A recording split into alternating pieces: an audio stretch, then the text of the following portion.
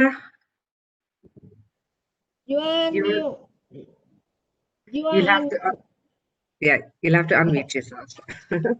So many different systems. Good morning. Sorry about that. No worries. Okay. So good morning and good afternoon and good evening, colleagues. This is the seventh meeting of the Virtual Working Group 2 on governance and mechanisms to support implementation. Without any further ado, I'll hand the floor to Terapon to walk us through the agenda. Terapon, you have the floor. Good morning, good afternoon, and good evening to you all. Thank you for joining today's seven virtual meeting of our virtual working group on governance and mechanism to support implementation. We have one more virtual meeting left, and looking back at the last 2 months, we have made a lot of progress. And our proposal for today's agenda is to turn our attention to Section C and Section G. On Section C, we have planned for you to consider the proposed text from Canada and a group of NGO on international, regional, and sectoral cooperation and coordination. For Section G, we will present the entirety of this section as presented in Annex B of a noted agenda for today's meeting. In addition, we will receive an update from Japan on their proposal for Section G and give the virtual working group the opportunity for discussion on that. Finally, we will turn our attention to parking lot document, which has now been updated as of our 17 December 2020 meeting. Without further ado, I will directly move to our first agenda item, Section C. As you may recall, we discussed Section C at our 19 November meetings. After the meeting, we encouraged Canada and a group of NGOs to discuss among themselves on the placement of international in the text and make a proposal to virtual working group at a later meeting.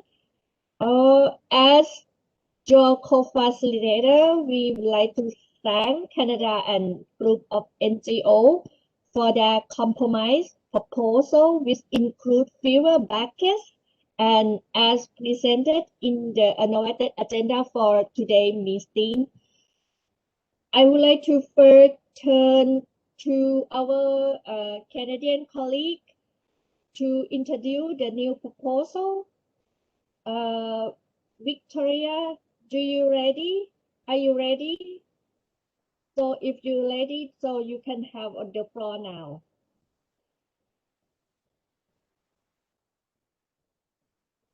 So Victoria, if you could raise your, okay, we have Suzanne. Suzanne, you have the floor. Okay. So my apologies. Unfortunately, Victoria's neighborhood had somewhat of a disaster in these days and the internet isn't working. Someone cut a wire. So she asked me to speak for her.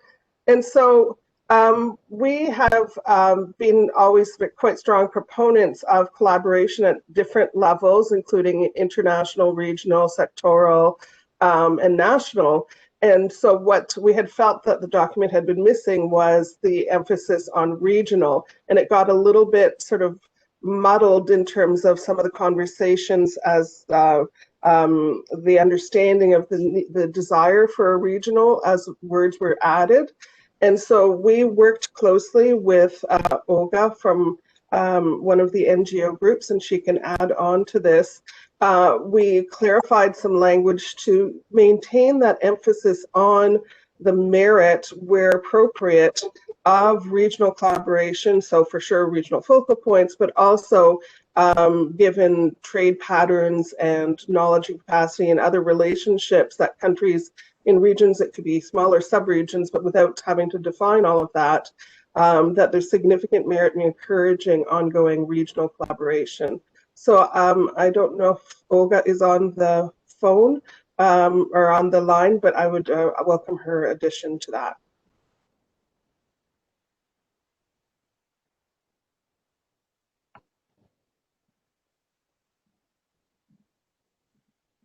Okay, so I have unmuted Olga.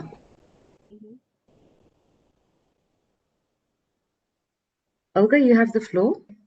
Okay, so yes, good afternoon, everyone, and thank you very much, Susan, for presenting this new paragraph. I mean, these suggestions to this section C.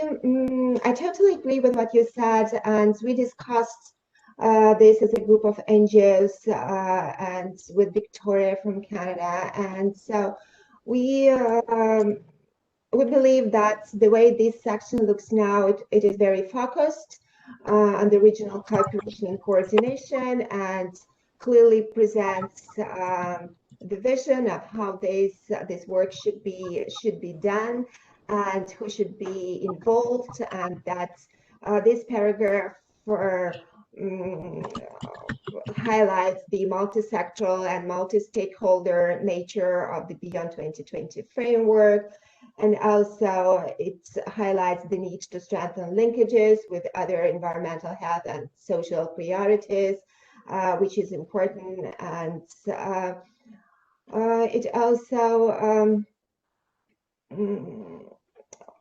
yeah, so there are not so many changes, but I think that these suggestions actually make the paragraph stronger and really focused on what it meant to be. So if there are any questions, I think we're happy to answer. But so far, we believe that this paragraph looks good for us. Thank you very much, a group of NGO and Canadian colleagues for your work and your compromise proposal on Section C. Having listened to the presentation from all of you, it is my hope that the virtual working group is able to accept the proposal and end up with a clear text. I suggest that we go through the proposed text paragraph by paragraph, and I will use the silent procedure that we have been using the past few meetings. Please only request for the floor if you do not agree with the proposed changes in the text or need the clarification from the Susan and Olga. Maybe they will help on that. Mariana, could you please go to the next slide, please? I will not be open the paragraph 1 and 5 as they have no proposed changes.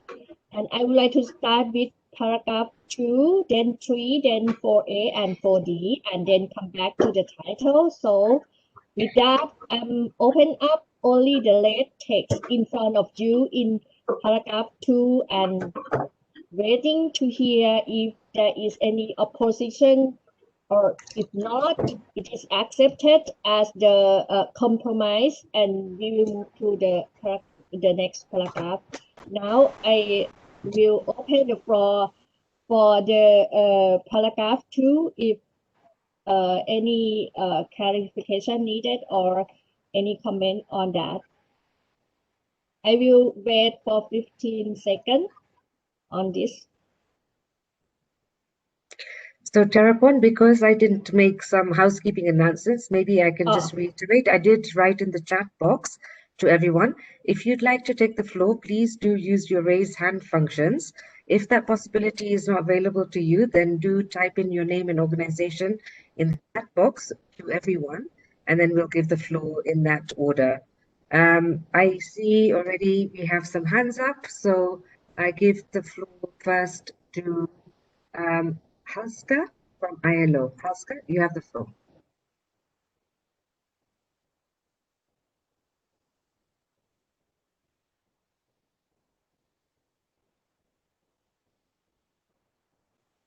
Halska, you seem to be unmuted. Are you able to speak? Okay, whilst we're sorting out Halska's sound, let's give the floor then next to Matthias. Matthias, you have the floor. Thank you very much. Do you hear me? Yes, we do. Thank you. So good morning, good afternoon, and good evening, everyone. I speak on behalf of the Brazilian Ministry of Foreign Affairs.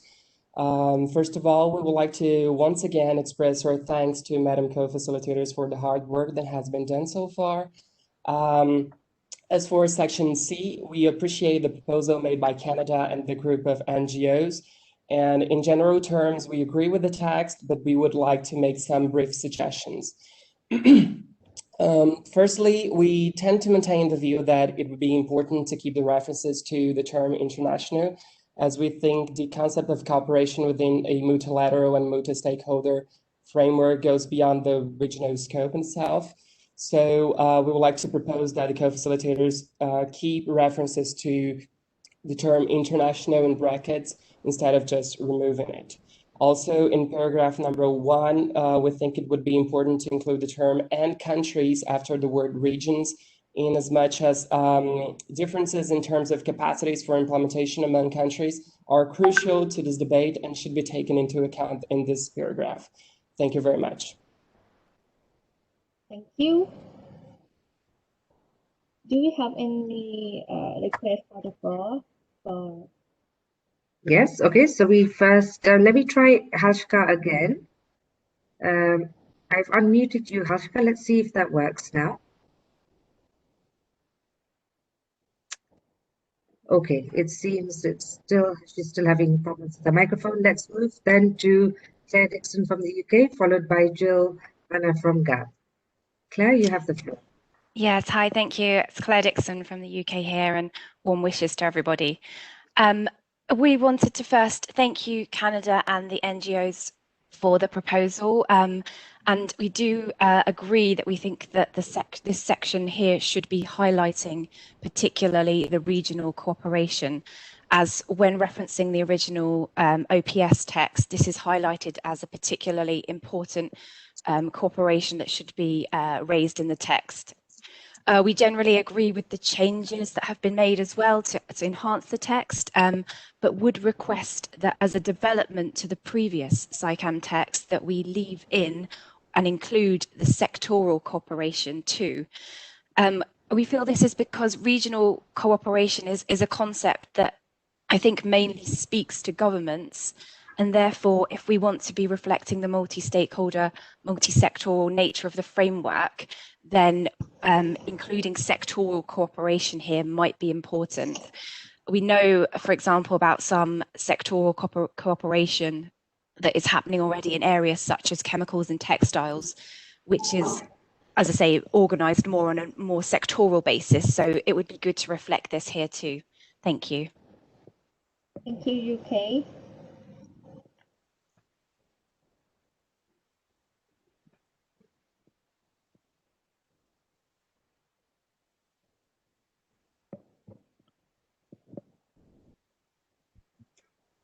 Okay, next on my list, I have Jill from GAP. Jill, you have the floor. Thank you very much, everybody.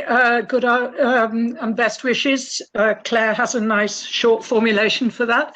I would like to, the GAP would like to agree with Brazil that we think keeping international is important because, for one thing, it would allow us to talk about international organizations, or it would bring those in mind that might be well outside the SICAM constituency, but are nevertheless important. After all, we should be talking to the biodiversity world if we're really interested in the sound management of chemicals and waste. So we think that needs to be here.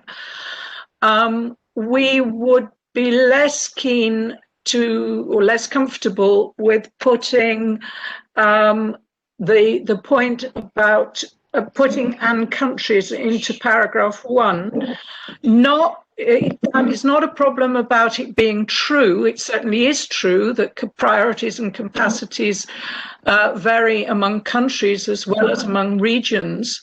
But we think that element is better captured in the sections on finance and so on, rather than in here. And since this is focused on regions, then we think that getting to the country level, this is not the right place for it, but the concept is certainly needed. On the question of sectoral that the UK raised, for GAP, in fact, we were going to raise the same point in relation to paragraph 4, which I will do when we get there. But it really depends on what is in section D. And I have to say, I think it would be helpful if the co-facilitators and the secretariat could think about putting on the website the text as it is after every meeting. This is, of course, not a negotiated text, but nevertheless, it would be helpful if we all had a common understanding of what at least the co-facilitators think is the state of play. Because when I go back to my notes for section D, I'm not at all sure that I've got it right. So I can't look at C and D together.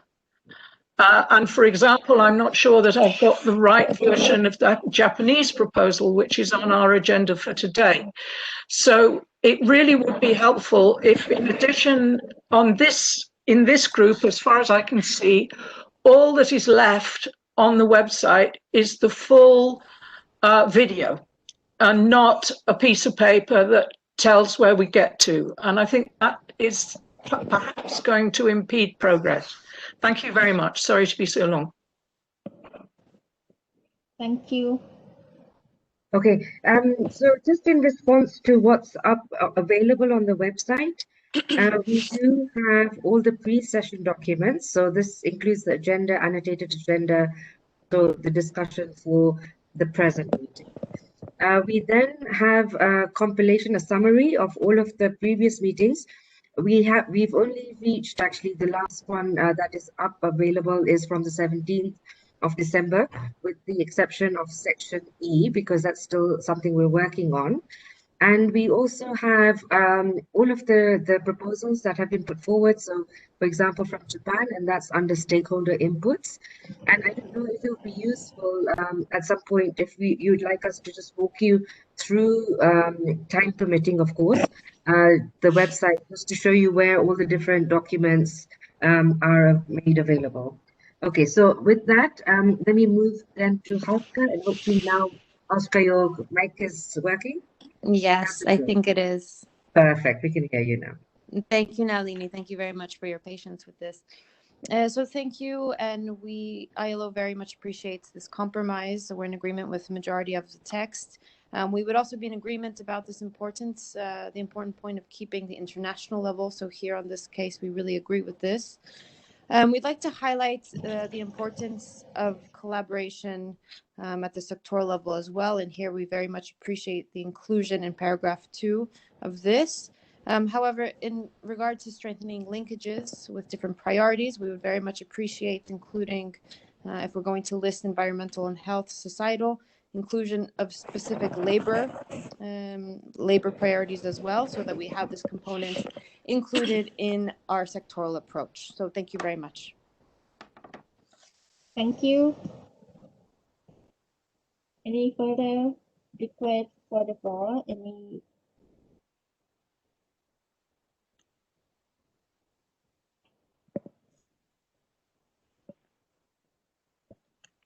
So actually, it would be very useful if colleagues, I know you are using the chat function to support, which I think is okay, but if you do have any other issues, you raise your hand and make the statement so that then everyone can hear it as well, in the event that people can't really follow the chat function.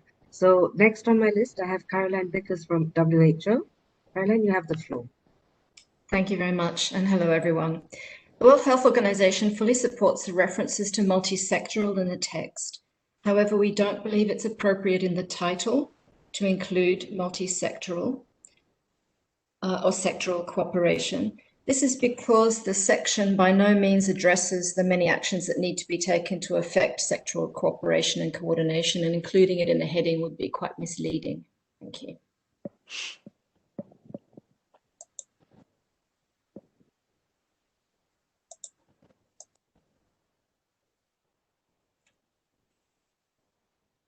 So if no hand raised, I will move to the next paragraph, the paragraph number 3. Now the paragraph number 3 open for the comments and views.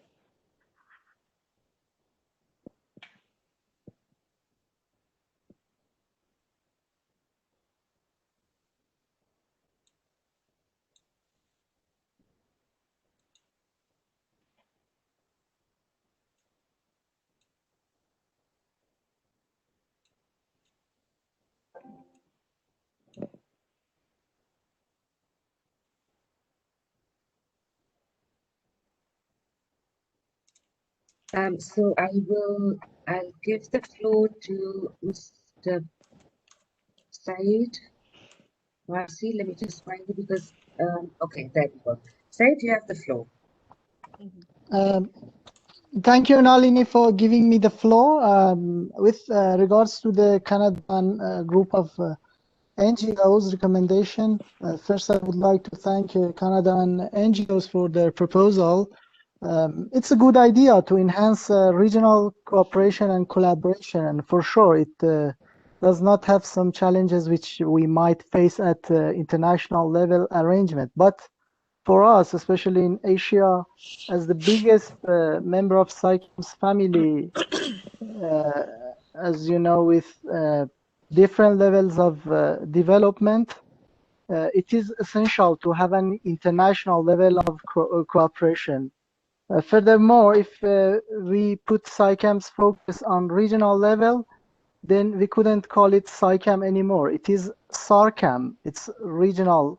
Also, it should be noted that sometimes in some region it is very hard to reach consensus or agreement. So I think it is important to keep the international level along with regional.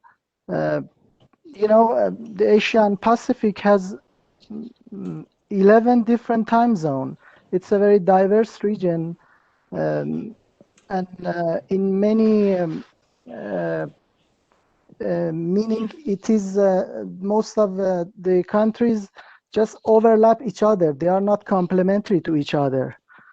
So along with and also in this regard, regarding this paragraph, we would like also to propose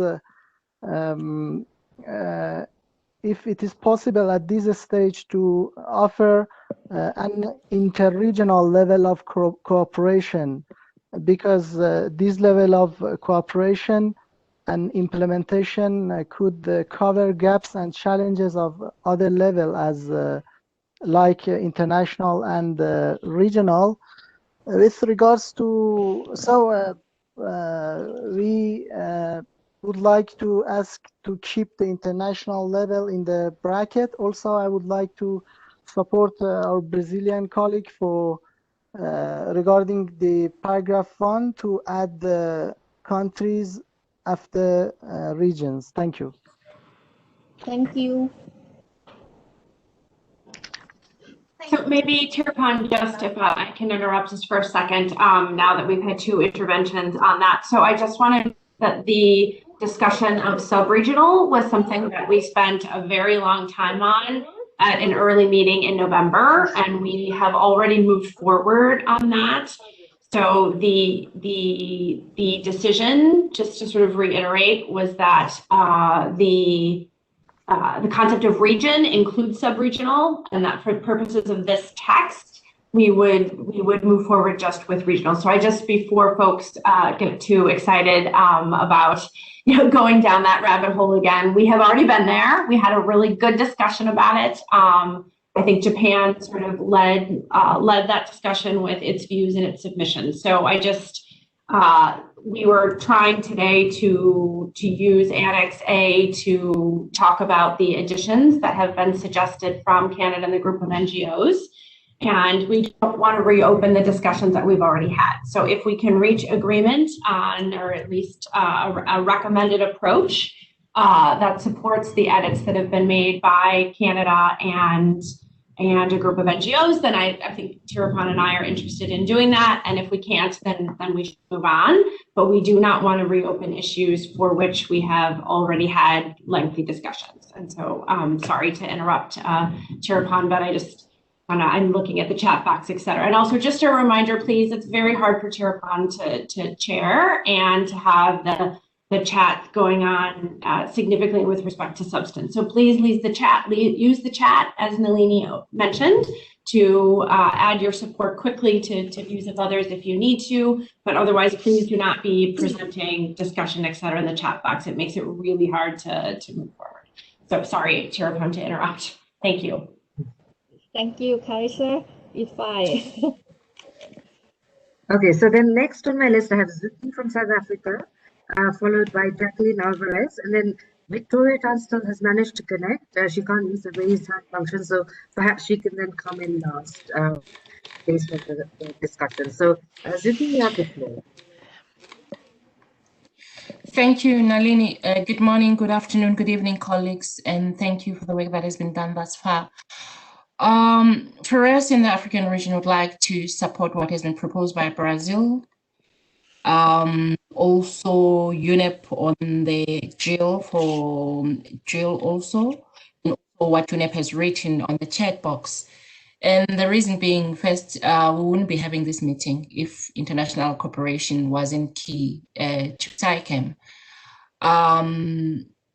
Multilateralism is at an international level, so we would like to keep international there. And if I were to go to facts, in the African region, all of our programs that were successful within SAICM, they were mainly those that we had international cooperation on for them to be piloted, and subsequently they were institutionalized in the various countries. So throughout this section that we're having before us, we'd like to keep international, because regional alone, we would have been having a regional MAA, not at this level. Thank you.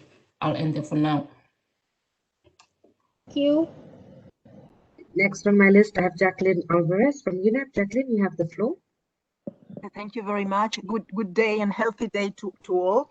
We wrote in the chat, but because we were called to say things aloud, I'm just taking the floor. And for us, the word international is not, even though this is being negotiated at the international level, having it explicitly written really constitutes an important means for strengthening the nexus and the understanding and telling the world what the framework is about. So the framework is being negotiated internationally, but it's also addressing international issues that are problems. So with those two arguments, and also in the understanding of the evolution of different agendas, and for example, what's happening in the MEAs, in the multilateral environmental agreements and the international environmental governance, the use of the word international is for us very important to keep here. We don't believe we can take for granted that the instrument is talking about international cooperation, though in a way it's being negotiated at the international level. Thank you very much. Thank you, Jacqueline. Can we give the floor to Victoria? Maybe she can explain her thinking on the word international, because I saw something she wrote on the chat box. Maybe can we give the floor to her to explain? Okay, so Victoria, you have the floor. Hi, can everybody hear me? Is my microphone working? Great, Yes. perfect. So, hi, I'm sorry that I couldn't join earlier. I have managed to create a little hotspot using my phone, but unfortunately, the ability to raise my hand. So in terms of international cooperation, I mean, I guess we saw this as being the whole point of the framework, as Jacqueline pointed out, but indeed it is it is a framework for international cooperation, and that the international cooperation aspect of it is covered under the conference. So we have the International Conference on Chemicals Management, which is what it's called now, and that name might change, but that's where we all get together and we cooperate internationally. And that all of that is addressed under Section A, under institutional arrangements. There's a whole list of what we see as international cooperation. And then we also have issues of concern where we are also getting together and talking about how we're going to cooperate internationally on specific issues of concern. So we saw this section as highlighting the need for having regional cooperation within that framework.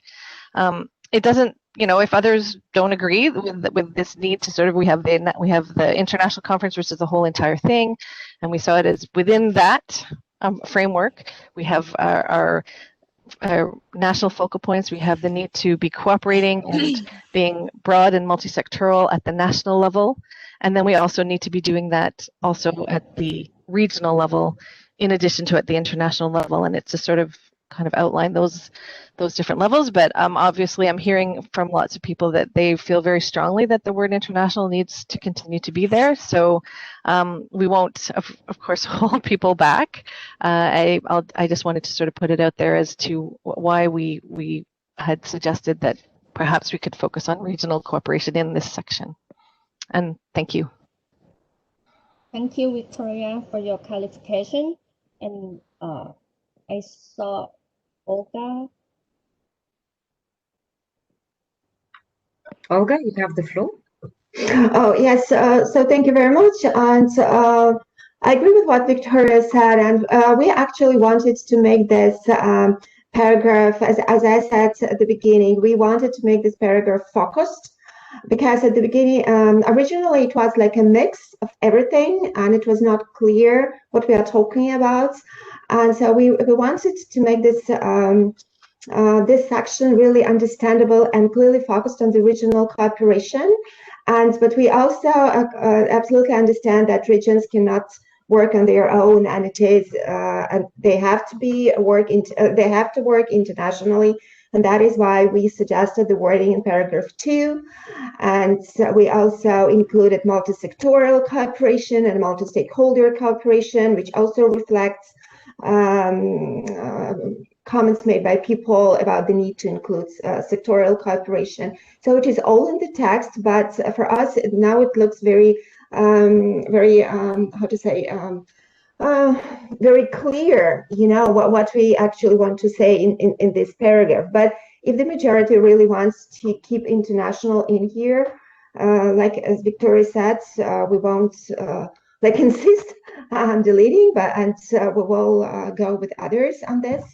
And so we don't see that it's a problem that will keep us holding our previous position. So we are okay to include international if the majority agrees.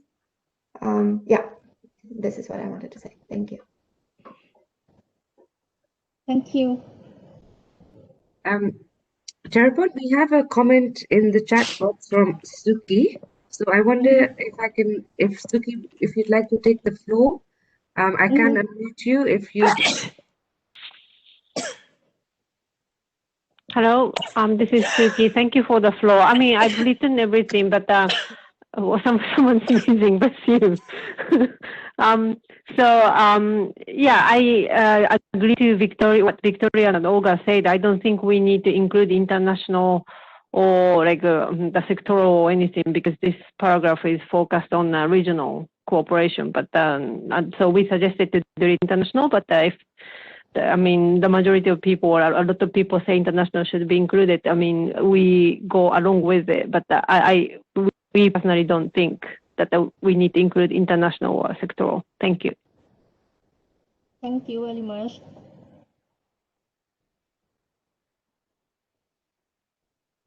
Okay, next on my list, I have Jill Miller from GAP.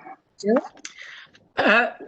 Thank you very much, Nalini, for giving me the floor again. I'm very conscious of that, but I just want to make 2 points.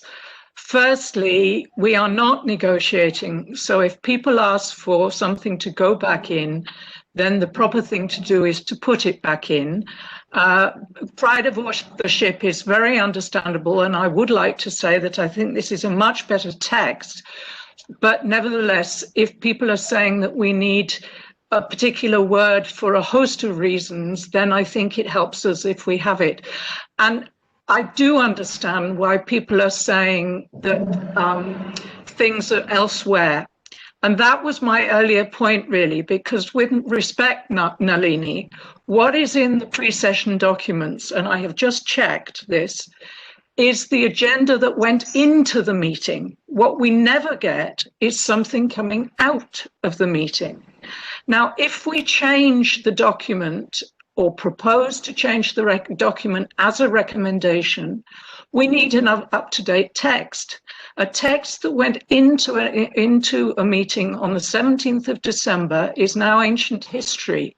We need to know what the composite text looks like now. And I really hope that that is what you will concentrate on. You have very limited secretarial resources, and it's just been the holiday season. I understand all that. I'm not making a criticism at all. But I'm finding it almost impossible to know where we are. And I don't think I'm alone. I have done a lot of negotiating in my time. So I do hope you'll manage to put out a composite text, especially of this very long section on the working group on governance. And I'm sorry if I haven't found anything, but I went to where you told me to look and I can't find it. Thank you. Okay, apologies for that. If we do have it, I wonder if, Mariana, you can just show quickly on your screen so that then colleagues can just have a look.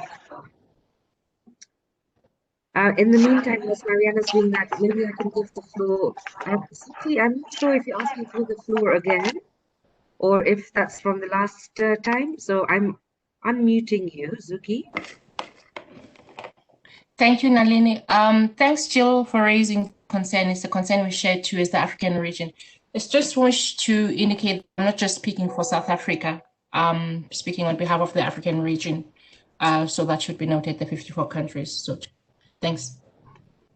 Okay, thank you so much for that clarification.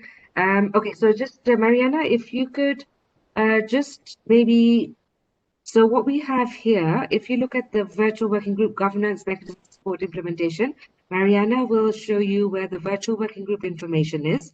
And this is kind of the mandates and information and the schedule. Here we have the request for electronic feedback. Under pre-session documents, and just here we do have the information mostly on the agenda and the annotated agenda that the co-facilitators have been putting together. We have some proposed draft by the co-facilitators, etc. And then we can go to the next tab, outputs and recordings. So for each of the meetings, we have a summary. So if you maybe on the 17th of December, do we have this? We don't have the summary up for that yet, Mariana. Okay, so let's do the 3rd of December. And so each of the meeting we have a summary. So and this is where we've reflected all of the discussion that's taken place during the course of that particular virtual meeting. So I hope that's a little bit clearer. And then Mariana, if you can go then to presentations. Here we have whatever presentations that we are putting up that have been requested. So for example, we have the on the science policy interface and the presentation that we'll hear from Japan later this afternoon. Then we have stakeholder inputs. So this is based on the electronic submissions. We've had 4 sets of electronic submissions, and for each set, or is it 5 sets? For each set, we've included what we've received. And then I think there's a final tab, which is the list of participants. And here we just have the names of the registered participants without the email addresses. So I hope that that's at least helps you to check where things are. And of course, at some point, towards the end of this virtual working group work, we will bring everything together in one place. And Terrapon and Chris, of course, can add to this as we go along. So can I carry on, Terrapon, and give the floor next to Andrew Clark from the US?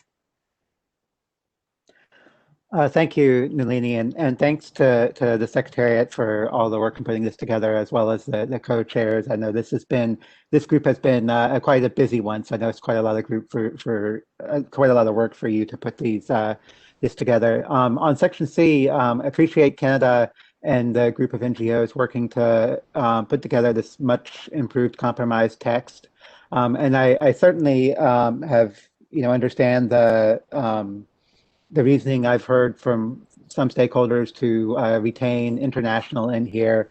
And that certainly, I think looking at this text in isolation, that makes a lot of sense. But as others have noted, I think that it's pretty clear that the entire, entire instrument that we're working on is primarily, focused on international cooperation. Indeed, that's the reason for the existence of this body. So, and looking at this section of the text, you see different parts that are on maybe other aspects, such as national implementation in Section B, and then you come to this section, and then you move on to enhance sectoral and stakeholder engagement. So I think, it does make a lot of sense to keep this section here focused on the regional aspect and keep the text zeroed in on that and not try to make this particular section too broad.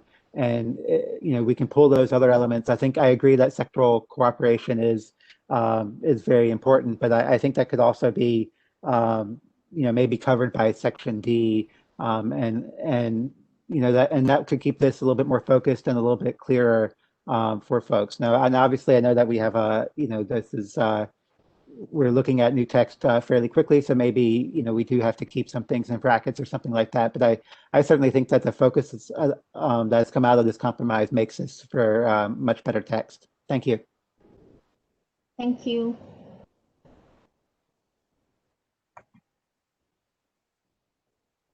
Okay, and then I have Matthias from Brazil next on my list. Matthias? Thank you very much. Firstly, we would like to say that we agree with the fact that we're still compiling all stakeholders' impressions and suggestions during the virtual working groups and not actually in the formal negotiating process.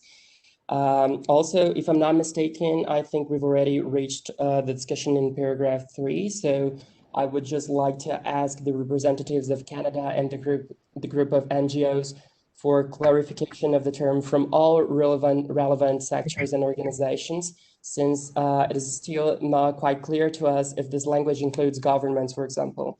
And if not, we would like to suggest the mention of governments in this paragraph. Thank you.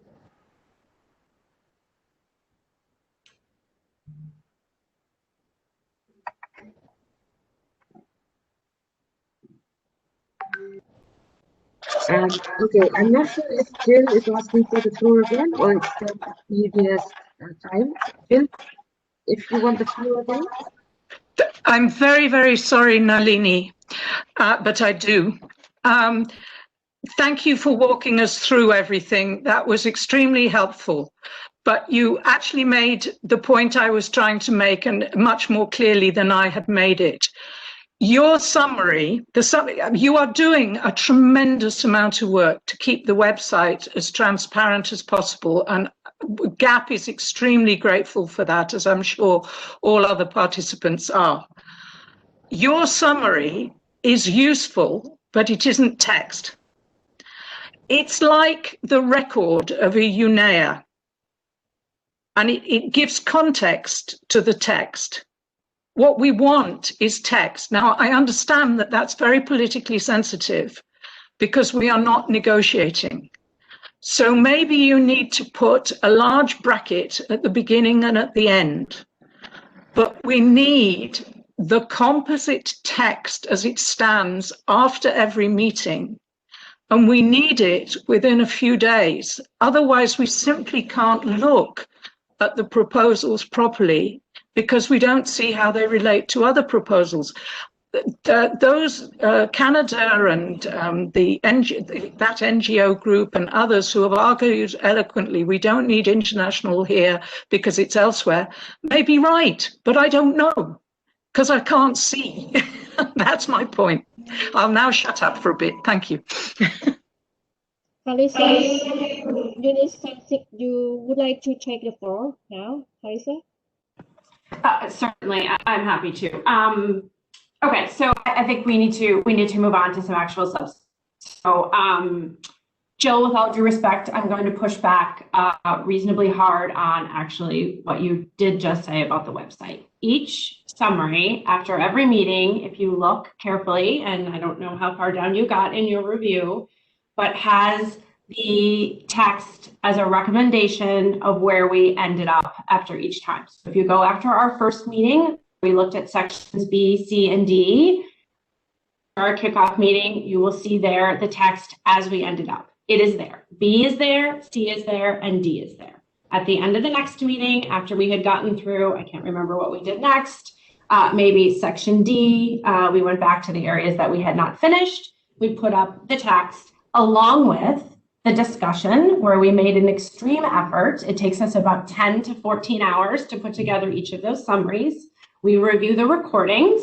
I review the recordings. Chirapon reviews the recordings. We then go back and we try to make sure that everybody's views are followed, are presented to the best degree possible. We then present the discussion of where we ended up. In each agenda, we have very clearly laid out the co-facilitators' proposals, and the end where you as a virtual working group end up is posted in the summary. It takes a significant amount of time. We had a very large mandate in this group.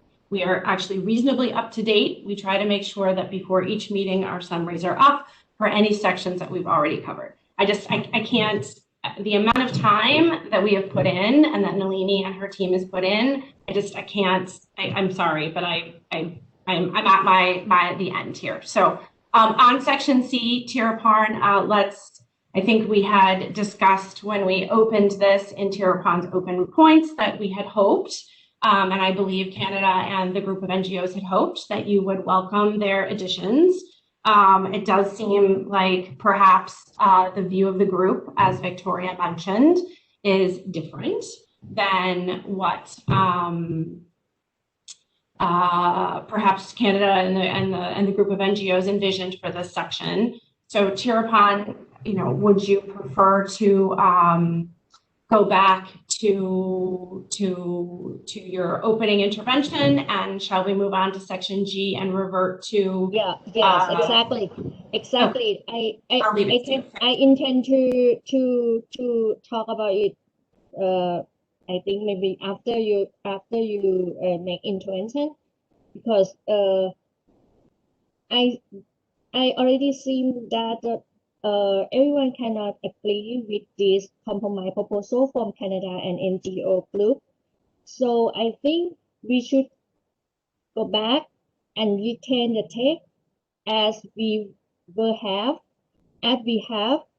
on the 19th, on the, I think last meeting. I think the last meeting on section C on 19 November meeting, I will go back to that text as a part of our outcome document at first, and we as co-facilitator would like to thank Canada and a group of NGO for their hard work on that and come up with this compromise text. But seems everyone today cannot agree on this text, so we will go back and retain the text from the 19 November meeting as part of our outcome document that we will submit to the Bureau after the next meeting, the one more left that we have. I think it is acceptable for you all, the way forward for this section. So we can move on to the next agenda item, the section G. Thank you, Tirupon. Yes, so with respect to section G, we have now, over a course of 3 meetings, made it through the entire text. So thank you for that. We would like to start, I think, with the red line version that you got in your agenda. So if you would please have that in front of you first, you will see that in Annex B of your agenda, I know it's a 9-page agenda, so hopefully you have everything in front of you. The clean version comes first, and the red line version comes second. We obviously, of course, as you know, we're very sympathetic to the UK and others who were interested in sort of seeing it all together. And so you have in front of you both of those versions. If you can turn, please, to Annex B, to the red line version. Our intention is to walk you through in what I hope is 10 minutes, hopefully less, given where we already are in our meeting today, to remind you what your comments were and what your thoughts were, and then to turn to the clean version and see if there are any disagreements or anything that you would like to highlight. So starting with paragraph 1 of section G in the red line version, which on your agenda I expect starts on around page 5. Thank you. And what we've done, just so you know what to expect on the slide deck in front of you, is what was in the annotated agenda is paragraph by paragraph, and in red are the changes that we have made since, oh, Nalini, you know I'm terrible on dates, since our October 5th open discussion is when we started, I believe, section G, and then proceeding through December 17, which it does seem like perhaps the contractor for the Secretariat has not yet managed to put up the December 17 summary, but hopefully that's coming very quickly. We had sent that to them. But that would only, of course, cover 3 bis and 12A. That was at our last meeting. Those were the only 2 remaining paragraphs. So with that, I would like to start in paragraph 1, and you can read for yourselves, and I hope you have done so in advance. So I just wanted to highlight a couple of things. Footnote 1 is Brazil's footnote with respect to the name of the instrument and the form of the instrument.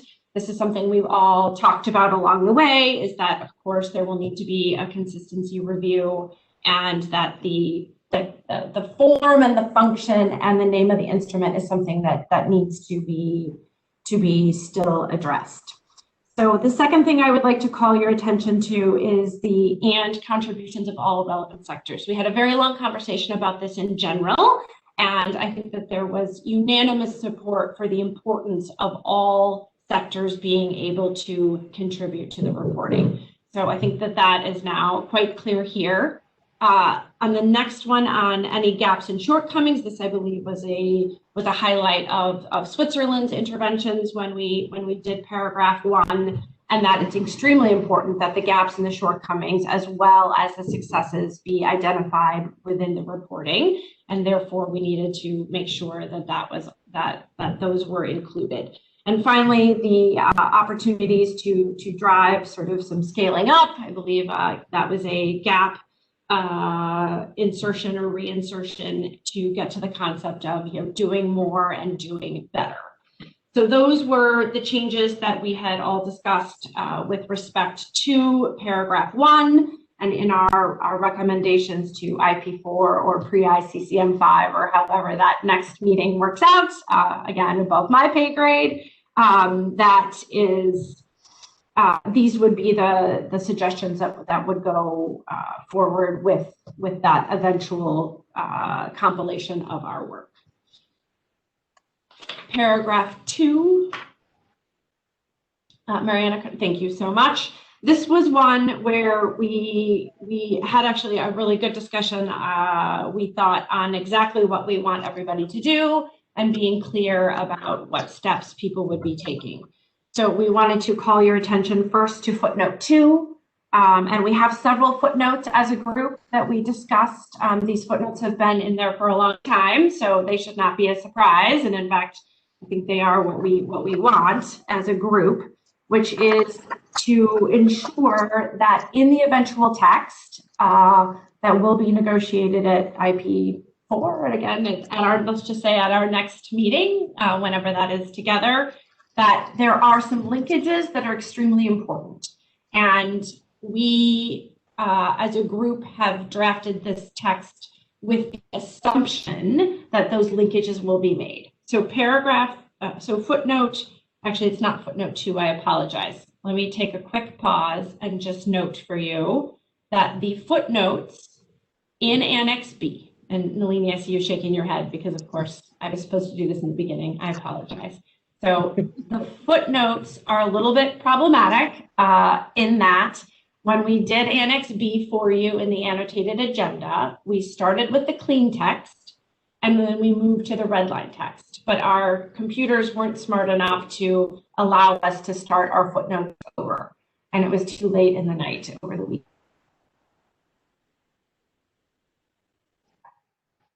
Footnote 9, and you'll notice in the clean text,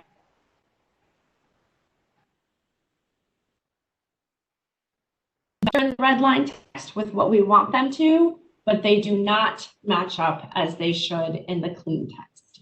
So footnote 9 is that linkage that we agreed we wanted to make. So in this case, the linkage is ensuring that the task of receiving the reports from stakeholders and that the task of reporting to the international conference also ends up as tasks to the Secretariat in Part 5 under institutional arrangements, in particular in Section C of Part 5 to the Secretariat. So this footnote is we'll call it an administrative footnote that is designed to make sure that that linkage happens going forward. And once IP4, the virtual working group at IP4 confirms that it is indeed there, then the footnote could go away. But again, it's an administrative footnote for ourselves that we all discussed as being very important to make sure that linkage actually happens and that there is cohesion between the instructions here and the instruction and the institutional arrangements. So footnote 2 goes to that. Footnote 3, which we've crossed out, was actually it was a redundant footnote, which we've now put in footnote 9, and therefore footnote 10 would go away. So the next thing that is in brackets or in red is the analysis and consideration. This is one where there was some concern expressed by a number of delegations about the use of the term analysis. So we had a discussion about that. Some stakeholders really liked analysis. Some thought that it maybe took the Secretariat's task too far. One stakeholder mentioned the verb consider. And so we thought that maybe that is something that you would want to talk about as a potential alternative to analysis.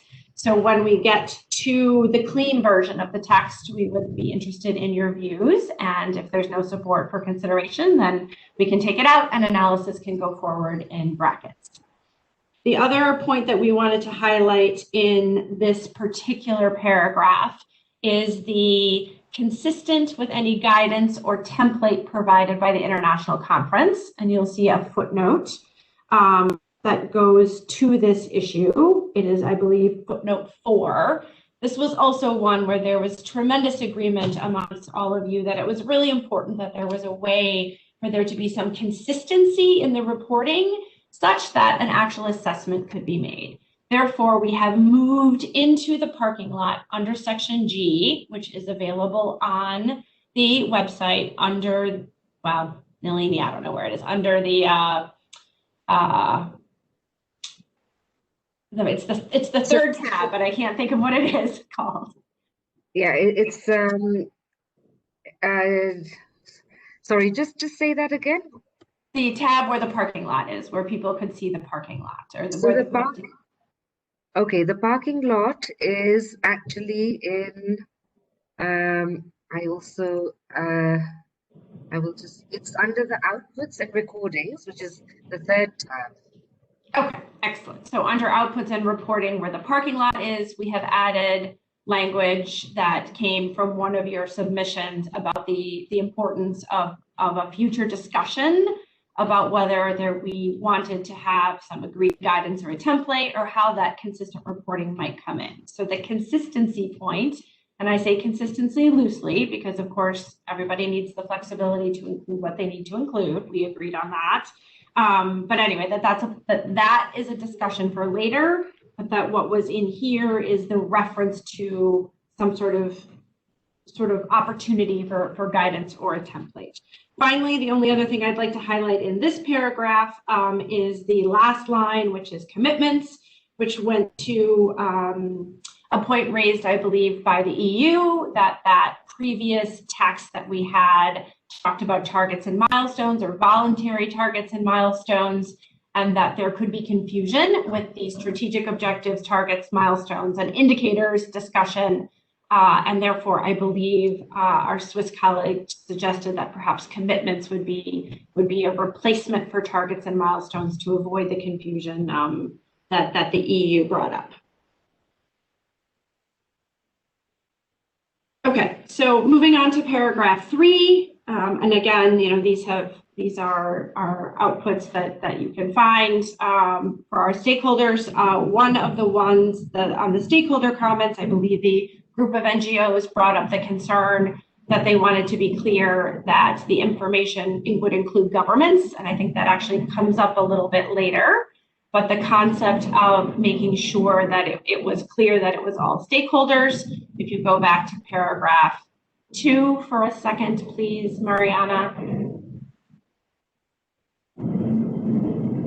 Other direction. Yeah. All stakeholders should provide information. You see that's the start. And then you get to paragraph 3, and the reference becomes stakeholders. And so that's the derivation of stakeholders. I think that should address the concerns from the NGO group. So then you go down to the next line on contributions from all relevant sectors. Again, there was lots of discussion about the importance and I think general support for the idea that all relevant sectors would be included. Footnote, what is it on this? Footnote 12 is again one of our administrative footnotes, and that footnote goes to, again, one of our administrative footnotes with respect to just making sure the linkages with respect to the international conference and the reporting is made in the eventual final text, and then that footnote would be deleted. 3ter, moving to the next paragraph, was the end of paragraph 3. When we ended our session on paragraphs 1, 2, and 3 of G on the 3rd of December, we were all sort of happy with that. However, when you read it all together, we felt that this was a sort of a change in topic. And so we would propose that paragraph 3 be broken into 3 and 3ter. And I say 3ter because we already have a 3bis that goes to the review committee, and some of the items we discussed last week. So we would envision this coming after whatever 3bis ends up being. So again, there's nothing new in 3ter. It was already there from our December, or where we ended our December 3 meeting. It is simply a suggestion of a different placement for 3ter, and in the clean text, I believe we actually moved it to 3ter. So we can check that when we get there. Moving on to paragraph 3bis. So we discussed this at our last session. We had a very spirited discussion, I would say, about 3bis. We did go through the submissions. So I believe that the multi-stakeholder periodic review process, that the multi-stakeholder piece was an insertion from the NGO group that was brought up from one of the other smaller points into this part of the discussion. and then looking at the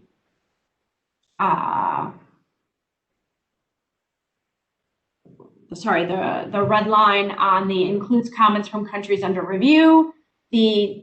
That is in brackets and highlighted for your attention, in particular because, and there was not a lot of support in our discussion last time about the idea of a country review process. I think that there were concerns with time, there were concerns with resources, and the idea that if we wanted to focus on implementation, we would have to decide between doing country reviews or focus on implementation.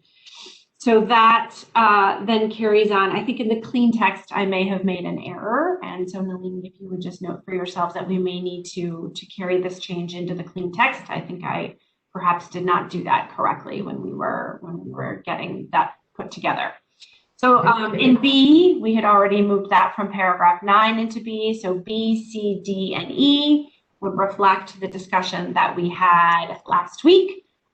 There was a lot of redundancy in B, C, D, and E. Much of that was moved to the chapeau, or not the chapeau, but into little a. So much of that comes there, and then that was the results of our conversation last time. Moving on to C, D, and E, as E, I believe, falls onto the next slide. Mariana, if I'm correct. Yes, okay. Sorry, Mariana, would you go back to the bottom of 3? Yes, so sorry. I'd like to call attention, if I may, to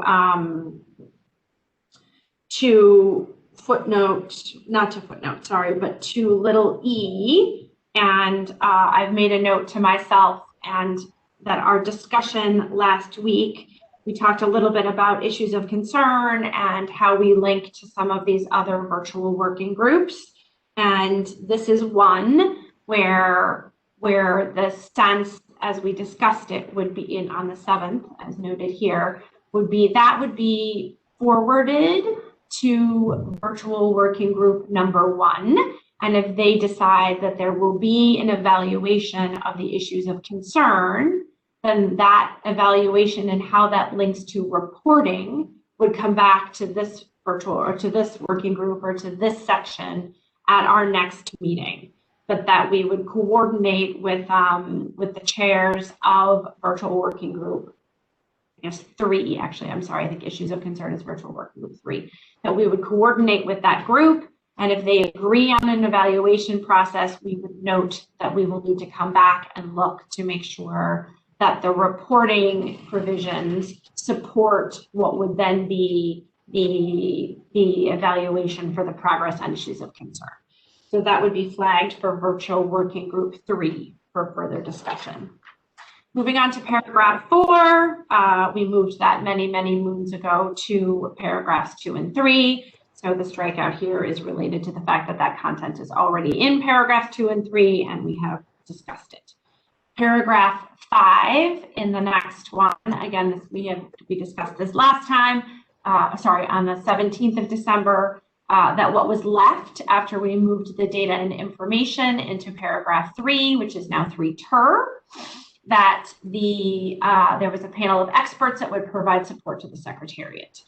There was not a lot of support from that in our 12-17 meeting, and therefore you can see sort of the results of those reports being put together by the Secretariat and moving on to the international conference in paragraph 2. Moving on to 5 bis. This was a paragraph where we had some discussion in our meeting about making sure that it was clear that there was a more active verb. I believe this was, we did a little bit of sort of impromptu drafting, or at least received some drafting suggestions during our discussion. And we have sort of tried to put that together with a little more time. And this is the idea of complementary reporting. I believe Japan had some significant suggestions on this one with respect to making sure that the reporting burden was minimized, and at the same time, the linkages to other agreements and initiatives were taken into account, so that we had this sort of cohesive reporting idea. So that is now in 5 bis.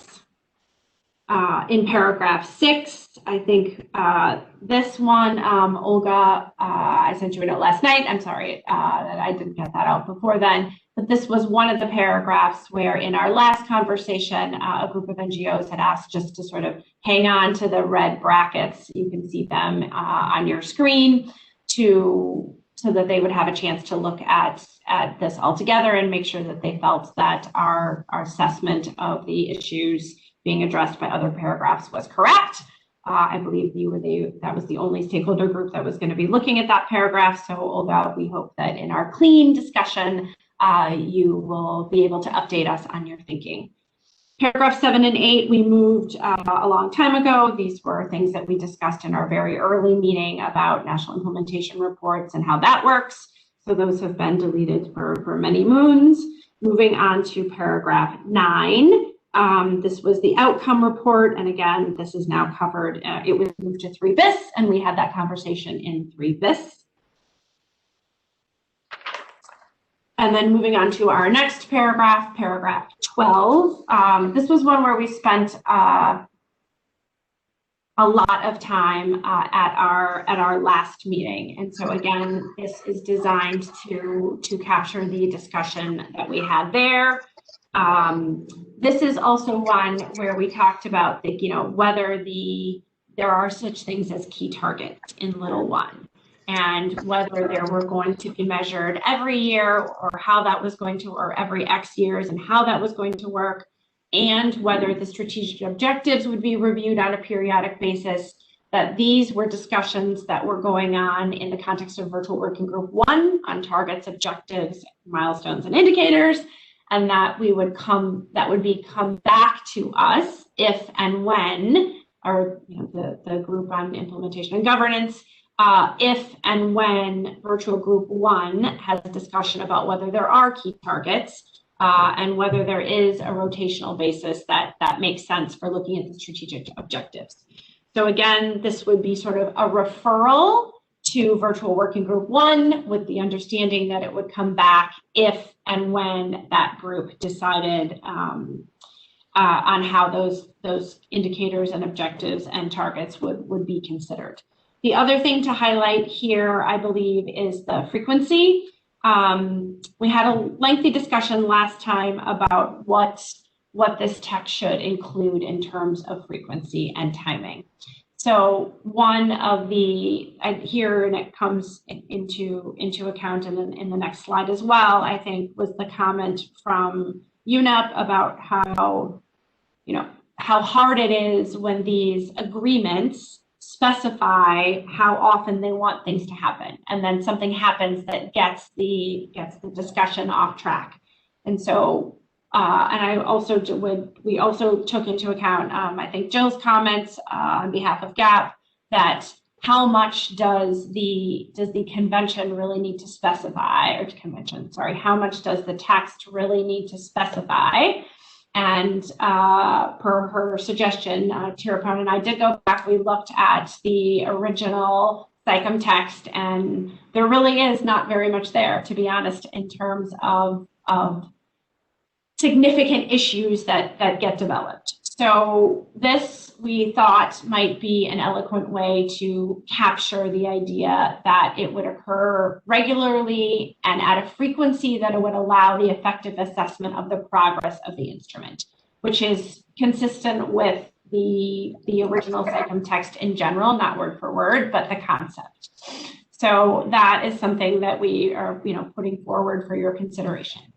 The other thing I would just note is that when we did look at what is in the existing SICOM text, and when we accepted all changes that have been discussed in this virtual working group, section 2 becomes actually not that many paragraphs, and we think it's probably worthy of a discussion if you think that there are paragraphs that don't capture or don't address something that you would be interested in having addressed, that in our next stage of the process, that it might be worth going back and looking if there are paragraphs that you perhaps would not feel are necessary. But that obviously is a discussion for next time.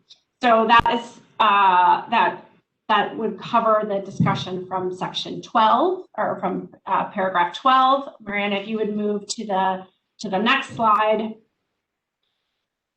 These are the little parts of 12. Most of these had already been moved to other parts. For example, B was moved to 5 bis. 6, again, was another paragraph, sorry, 6C was another subparagraph that we discussed last time.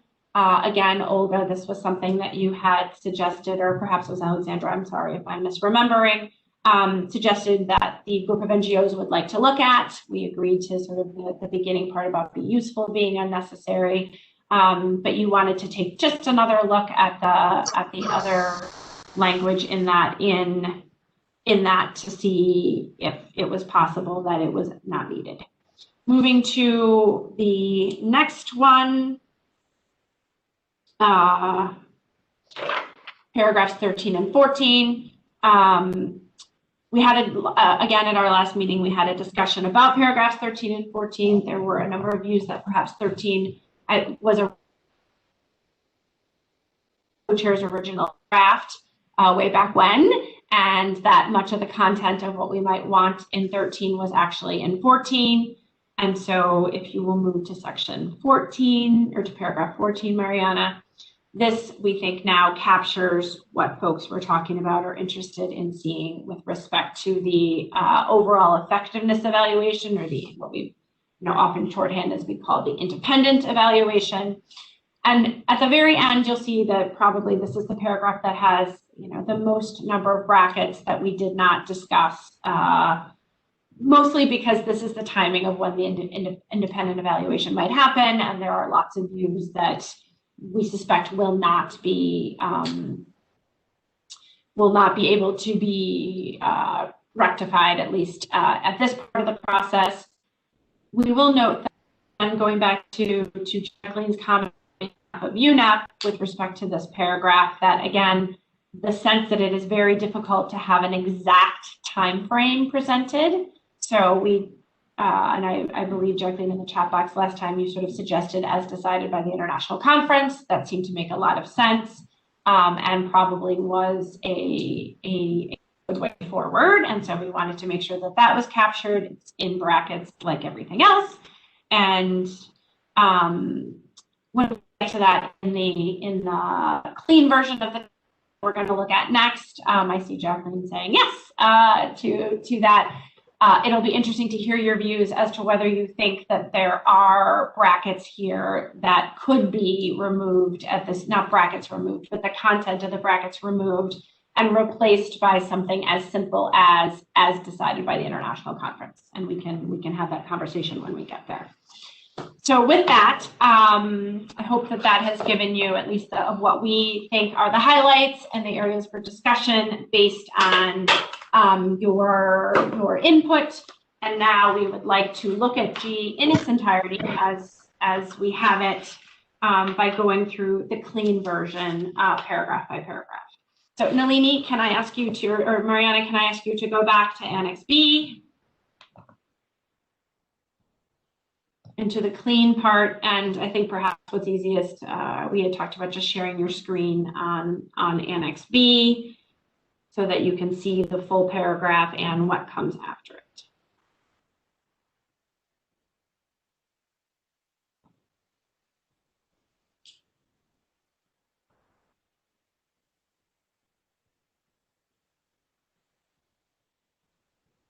Okay, and I'm noting perhaps before we start, to the extent that folks want to look things up, that Nalini has noted that actually for some reason her screen was not showing the correct information, and maybe she had something saved on her computer from a long time ago, but now for those that are interested in maybe checking something out, that the December 17 summary of section G actually is up.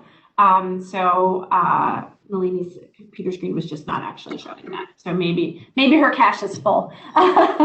Anyway, all right. So with that, we would like to open Annex B. We are going to do this paragraph by paragraph. We'd like to stay very focused on each of the paragraphs. And I'm sure, as you noted in the annotated agenda, what Annex B, the clean version, is is a clean version of what we just went through in the red line version. And again, the footnotes here, because this was first in the annotated agenda, will match the footnotes at the bottom. And we would imagine this is the recommendations as they would go forward, but that those footnotes aren't perfect with the red line text. So we're happy to answer any questions about that. The other thing that I would note for you is, in order to make it easier for you as stakeholders to know where things are coming from, is that we did not change the paragraph numbers. So you will note as we go to the next page that other than the insertion of 3 ter, where we think that that belongs, there is no 4, there is no 7, 8, 9. So the paragraphs that we have agreed are already included in other places or were deleted do not appear here. So we hope that that makes it easier for our discussion and for you to match it up with the red line version. So with that, I would like to open paragraph 1 and see, and again, much like we did, we're not trying to relitigate necessarily the discussions. We just want to make sure that you feel confident that what you wanted to see in here is here. And I think we've been through most of these paragraphs at least twice, so hopefully we're there. So with that, I'd like to open paragraph 1 in the clean version of Annex B, and ask for your views and thoughts on our collective efforts to reach a new paragraph. Okay, so Vasilios from the EU and his member states waited very patiently. He had his hand up very early on. So Vasilios, you have the floor. Thank you very much, Nalini. Good morning, good afternoon, good evening, colleagues. Since this is my first intervention, allow me to thank you very much, co-facilitators and Secretariat, for your very hard and fruitful work. Allow me to give a comment on the discussion we had before I get into what you have just asked, Carissa. We recognize that there is a lot of inherent complexity in dealing with the items in this group.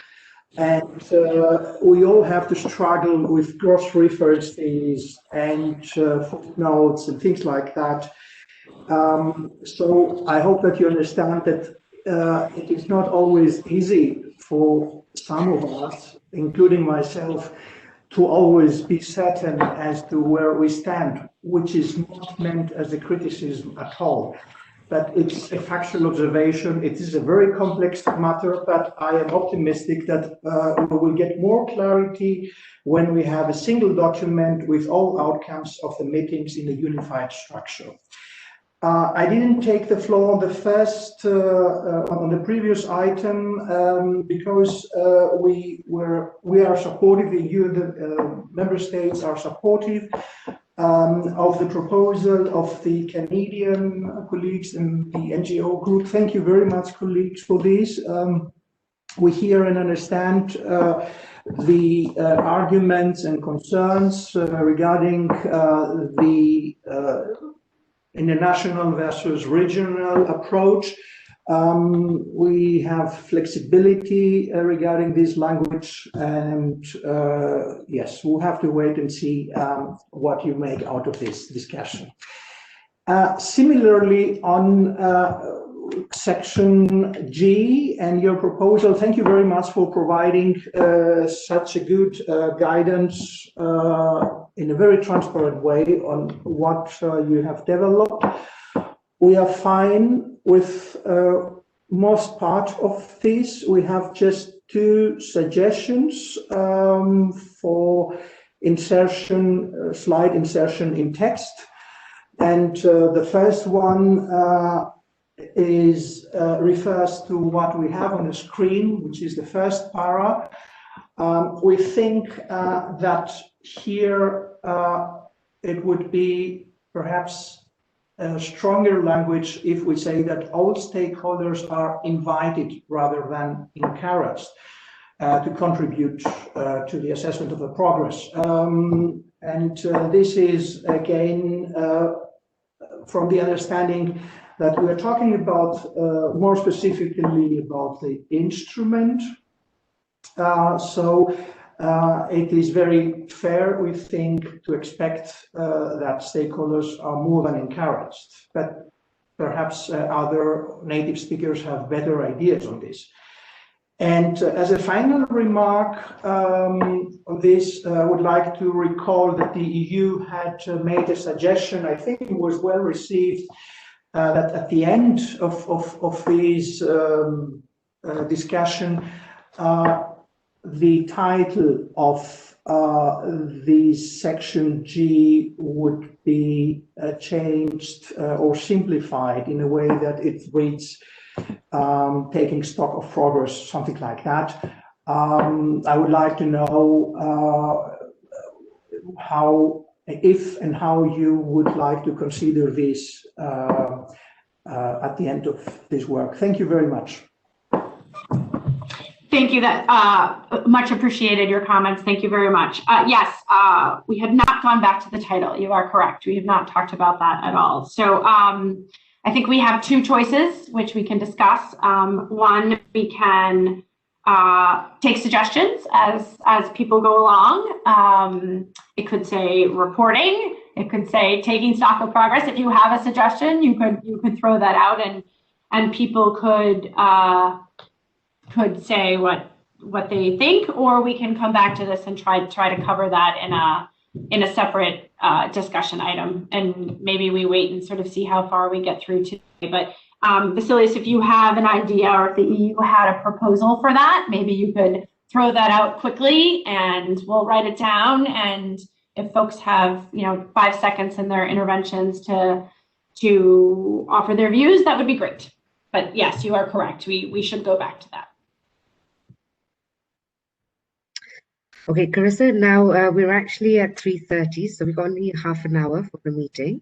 I know it's and we do have a couple of other agenda items to follow. So I really would encourage colleagues to be as short and to the point, and really just take the floor if there is something to add to the list. And as Carissa and Terapon had mentioned earlier, let's try and see if we can get through this quite quickly.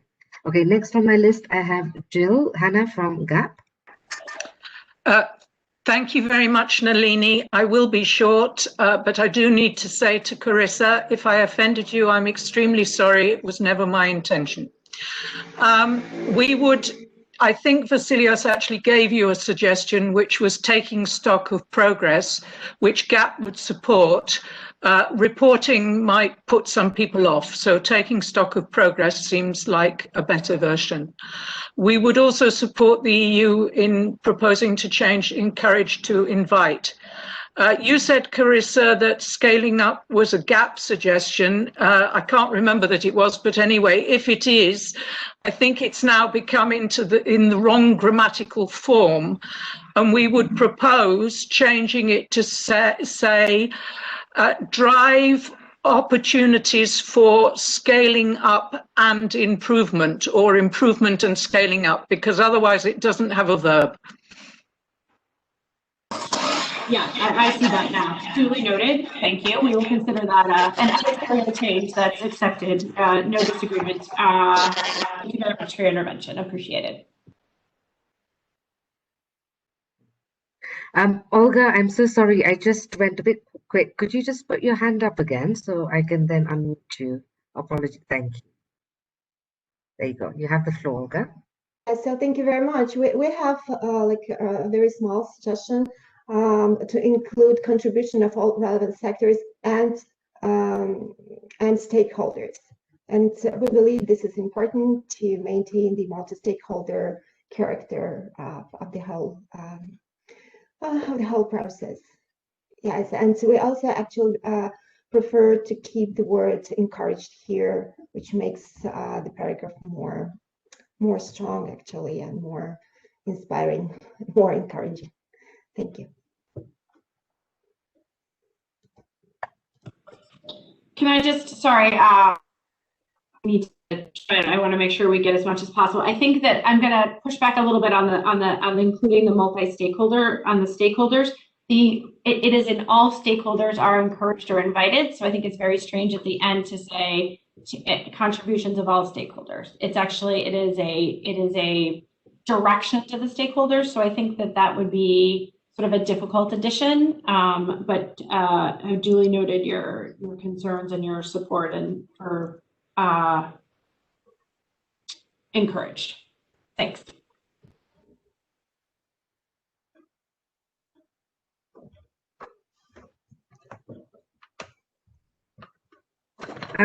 Okay, next on my list, I have Suki, South Africa on behalf of Africa region. Suki, you have the floor.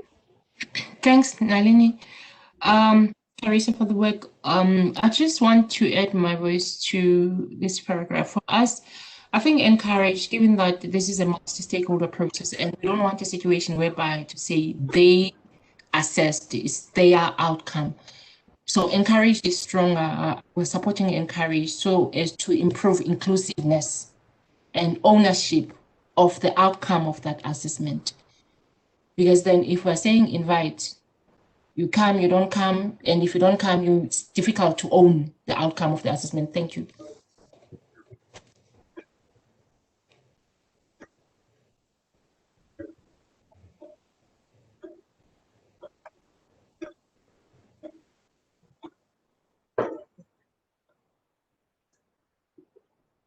Okay, so I think we can move on. No more requests for the floor. Thank you. Okay, let's move on to paragraph 2. And sorry, may I just, Vasilis, we're going to move on to paragraph 2, but I think you heard at least 2, maybe 3, actually, voices who prefer encourage. So I'd like to come back to you in a few minutes and see if the EU would be willing to perhaps consider encouraged or reconsider encouraged. So we'll come back to you on that. Give you a few minutes to think about that. All right, down to paragraph 2. This one is a little bit more difficult, just so let's try to be as specific as we can and let's not introduce anything new unless we need to. With respect to analysis and consideration, let's sort of see what people think. If you don't like it, we will move on. So if I could open the floor, please, on paragraph 2. Oops, I'm sorry. It looks like we have in the chat box, is that perhaps Iran? I don't see an organization, but I believe that is our colleague from Iran. Iran, can I just quickly, it sounds like you have something on paragraph 1. May I open the floor for you?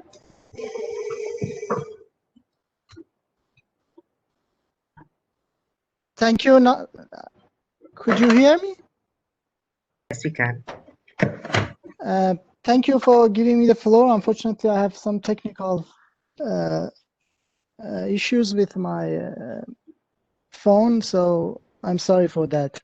I have 4 suggestions for paragraph 1. The first one is since the SciCam is still a voluntary mechanism, so we would like to say that it is proposed to keep that all stakeholders are encouraged.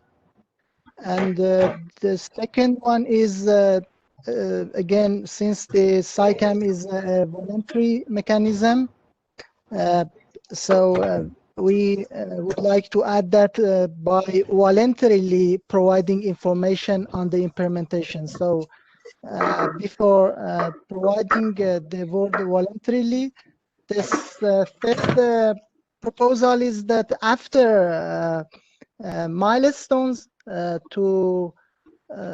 proposal is that to add as well as the status of technical assistance, transfer of technology, and capacity building provided to those in need.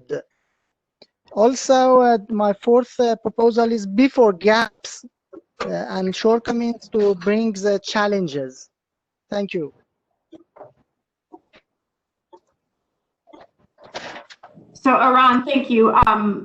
We'll take note of this. I guess I would just note for you, perhaps, that we had extensive discussions on this paragraph the course of several meetings, and that today's task for us is to be looking not at additions of new ideas, but to summarize where we have arrived in the end.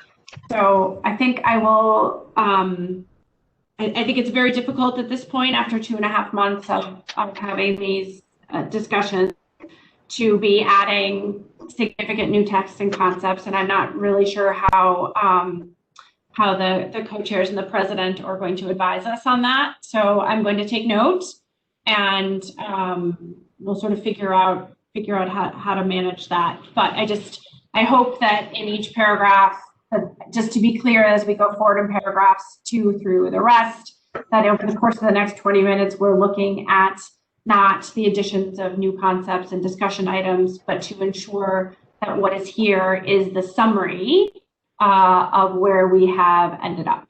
So thank you for that. Appreciate it. I will, again, as noted, take notes and discuss further with our leadership powers that be, or whatever the right word is, on how to manage that. Thank you. Nalini, can we turn back to paragraph 2, please, and open the floor for discussion? Okay, so next on my list, I have Yaya Masangi, followed by... Yeah, can you hear me? Hello? Yes, we can. Yaya, go ahead. Yeah, if the wording in para 2 is should, then I think the best terminology in para 1 should be invite and not encourage. Should goes with invite because it's like it's mandatory. And on para 1, I'm sorry to bring you back there. I think I prefer reporting rather than taking progress, because the main issue here is actually reporting. It's not taking progress. You can take progress, but the next step is to report that progress. So I prefer reporting rather than taking progress. Thank you. Okay, thank you. Next, you have the floor. Thank you very much. I'll stick to paragraph 2. I think it's important that should is not mandatory, that would be shall. So I think it would go with either word in one. I've raised my hand because I think there's a bit of confusion in the second line. We say the Secretariat for its, and then development of the report for the international conference. Now, we haven't at this point said what the report is. It's a report. So I would just like to clarify this a little without changing the meaning at all. And it would say, that after the Secretariat, you would say to allow it to compile, and all the brackets as you want them, analyze, consider, and report to the international conference. And I think that's clearer. It's a suggestion. I will make it in writing to the Secretariat. Thank you. Thank you. That's okay. You don't need to put it in writing. I've got it here, and it'll be on the recording. Thank you. Thank you for that. That could help some clear. I agree that could provide some clarity. Thank you. Okay, next on my list, I have Suki on behalf of Africa. Okay, I'm trying to unmute. Why is it not working? Oh, Dina, I don't know, have I lost host rights? Nope, you're still the host. Okay, I am trying to click on the, could you take it for me and see if you can try? If it works? No, I can't from my side. Let me double check that for you. Oh my God, okay, so I'm not sure what, oh, there we go. Okay, right, Suki, you have the floor. I'm so sorry about that. Thanks, Nalini. We're experiencing connection problems too. With due respect, I'd like to retract what I said earlier on in Change. We're having some discussions because what we need about encourage and to invite. Sorry to take you back, Carissa. We want full inclusiveness, and we're thinking invite or request would ensure that everybody is expected, so to speak, to submit the information and data. So would like to retract the initial input and either go with invite or request, which would so everybody is on board. And then with paragraph 2, if you look at 1, we're talking of assessing the need of enhanced implementation. If we don't analyze, we won't be able to do that. So we would like to support what Jill has said, that we would like to compile, analyze that, because without analysis it's useless. It's just a report. We need to know what the report says. Compile, analyze, and consider that, as Jill had indicated earlier, because up there in 1, we need to be able to see the opportunities and the gaps. Thank you. Thank you. I would flag that perhaps also advocating for it. I'm just noting that request might also go to Iran's concern. Okay, I would like to let's not go back to paragraph 1. Thank you for not doing that. But again, on the title, you can just, if people just want to put a vote in for a word, that's fine. Okay, thank you. Paragraph 2. Anyone else? Okay, next on my list, I have Olga, followed by Jacqueline Alvarez from UNEP. Olga, you have the floor. Thank you very much. So in our submission, we suggested that a multi-stakeholder review committee set up that will analyze the information from stakeholders in cooperation with the Secretariat. So we suggest that the Secretariat will be responsible for the compilation and the development of the reports, but the analysis should be done by the Multi-Stakeholder Review Committee in cooperation with the Secretariat. And so just very quickly referring back to paragraph 1 about the sectors, I think that it will be helpful if the Secretariat provides a definition of the sectors here to avoid like misunderstanding. So we suggested to add stakeholders in paragraph 1, but we understand that it could be, I mean, understood as a repetitive word, which is not good. So probably of all relevant sectors and organizations, but in any way, a definition of sectors will be helpful. Thank you.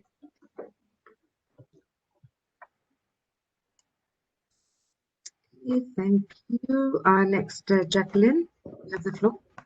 Yes, thank you very much. My comment goes into the bracket, the consideration word, because maybe it's my understanding of the English, but it sounds very, very strange. So we are asking all stakeholders to provide information on implementation efforts to the Secretariat for the compilation of the information, analysis and consideration. The word consideration is really the one that it's, I think it needs to be somewhere, but is the Secretariat the one considering the information received? It's like tricky. I don't know if I'm explaining myself, but that word, I think it's not the role of the Secretariat unless it's specifically highlighted or giving the Secretariat that prerogative. Over.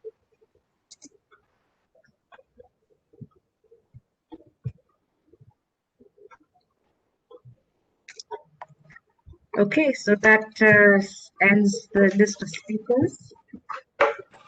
Thank you. Okay, duly noted. Need to keep some brackets there. Nalini, I think you need to mute. Yes, it's Olga. Thank you. Okay. Oh, okay. Thank you. Okay, moving on to paragraph 3. Again, I think we've talked about the by stakeholders, what that's intended to do, and all contributions from relevant sectors. I'd like to take 3 and 3. Oh, 3 chairs not here, right? I'd like to take 3 very quickly. On the floor, I think this should be an easy one. I'm watching our time, so unless there is anything on 3, we would move to 3 best. Nalini?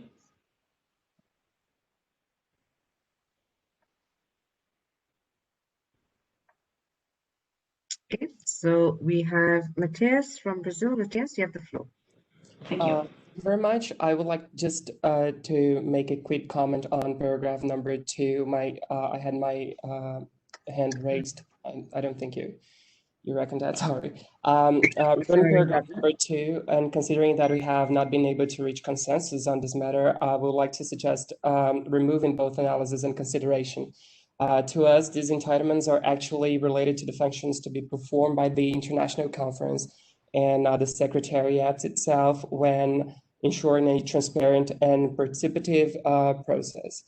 If I may also comment on paragraph number 3, is that possible? So I could just end the, okay. So as for paragraph number 3, although we think this paragraph presents an interesting starting point for discussion, we are not still entirely convinced that the international conference, when assessing the progress of the agreed strategic objectives and targets, should only focus on fulfilling its vision.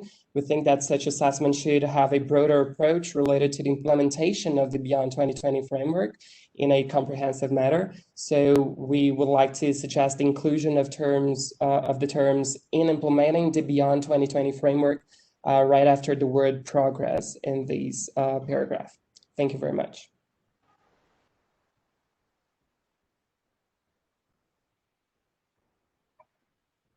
Okay.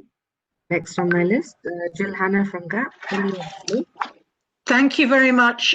My point is simply to ask for a clarification on the footnote, because in the red line version, a version of this footnote is entirely deleted, whereas here it seems to be retained. The two texts are not quite the same, but I wanted to understand whether the footnote is in or is out.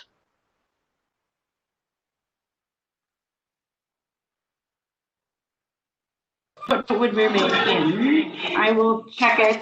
I will check that, but the footnote is in. I think in 12. In the red line version, I believe it is footnote number 12, perhaps. That sounds actually too far. So I'll take a look. No, it's 10. It's 10. It's in 10. Yes. Oh. No, maybe it's 12. 10's out. Okay, now I understand. Right, okay. Thank you. Thank you. Thank you. You're welcome. All right, thank you. And thank you to Brazil for its intervention. Jacqueline is next. Then you have the floor. Yes, thank you. We would like to further maybe contribute to what Brazil was saying in relation to the last part of the paragraph 3, which is to assess the progress in fulfilling the vision. And we agree that we should take stock of the whole implementation of the instrument or of the whole instrument, and fulfilling the vision is one of the aspects in there. So while agreeing with that, and you have heard UNEP saying that we need to work towards the vision and assess if we are making progress towards the vision, we also see the Brazil's point as very important, because we are in here taking stock of a frame of an instrument, but also of the objectives and the vision of the instrument. So maybe thank you. Need to be taken in there. Thanks. Got it. Thank you. I noted. Brazil. UNEP agrees with Brazil. Duly noted. Thank you. Okay, so that's it. We can move on. Thank you very much. Okay. And if I can just respond to one of the chat boxes about the concern in para 2 and the discussion of analysis and the role of the Secretariat is. I think that is, I will go back and say that the brackets around analysis and the brackets around consideration are there to reflect exactly what is in the chat box, which is there is disagreement still within the virtual working group about the role of the Secretariat in terms of whether it analyzes, considers, or whether it just compiles and moves forward. There is agreement that it is the role of the international conference to evaluate the reporting. So I don't want to go back to paragraph 2. The brackets around, that is exactly what the brackets around analysis reflect. and they will move forward in some sort of format to reflect that there is disagreement about the role of the Secretariat. So I hope that that answers the question in the chat. Thank you, ICCA. I see your report or your support for Brazilian UNEP. Okay, what comes next? So I think we're done on paragraph 3. I would like to skip. Sorry, Carissa, Olga has asked for the floor, so I'm not sure if it's for the next one or if it's still for 3. Olga, you're unmuted.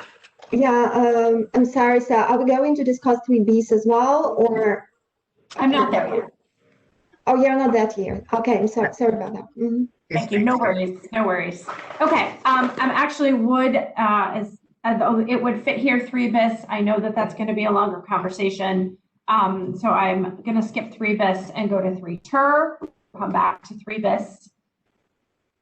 Thank you. 3ter, as I mentioned in my review of the red line, it was in paragraph 3. We had spent significant time talking about what the paragraph should look like and what we wanted it to be in our meeting on, I don't know, December 3rd, maybe. It was part of paragraph 3.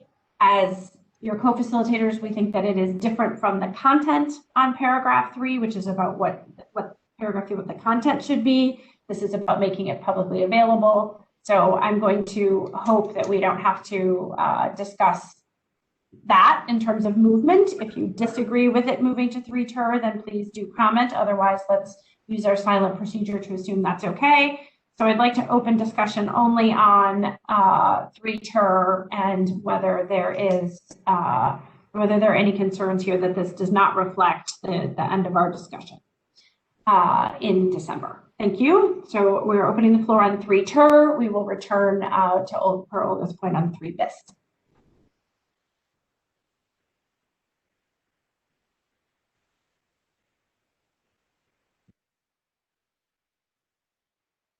Okay, so we have first Matthias from Brazil. You have the floor.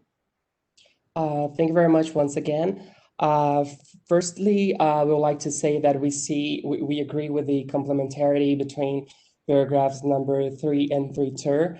Although, in our opinion, the language of paragraph 3ter would be improved if we added right after the term reveal the words by the international conference, and as much as the original wording, which is displayed right here, does not clarify which institution should be in charge of assessing the overall progress. So we think adding by the international conference would be very helpful to the language of this proposal. Thank you. I'm sorry, I didn't quite, would you tell me where that goes? I'm sorry, I missed your placement. It would be to allow for a comprehensive and cooperative review by the international conference of the overall progress in achieving. Of course, thank you. I think that is it is an accurate statement. I appreciate the addition. Thank you.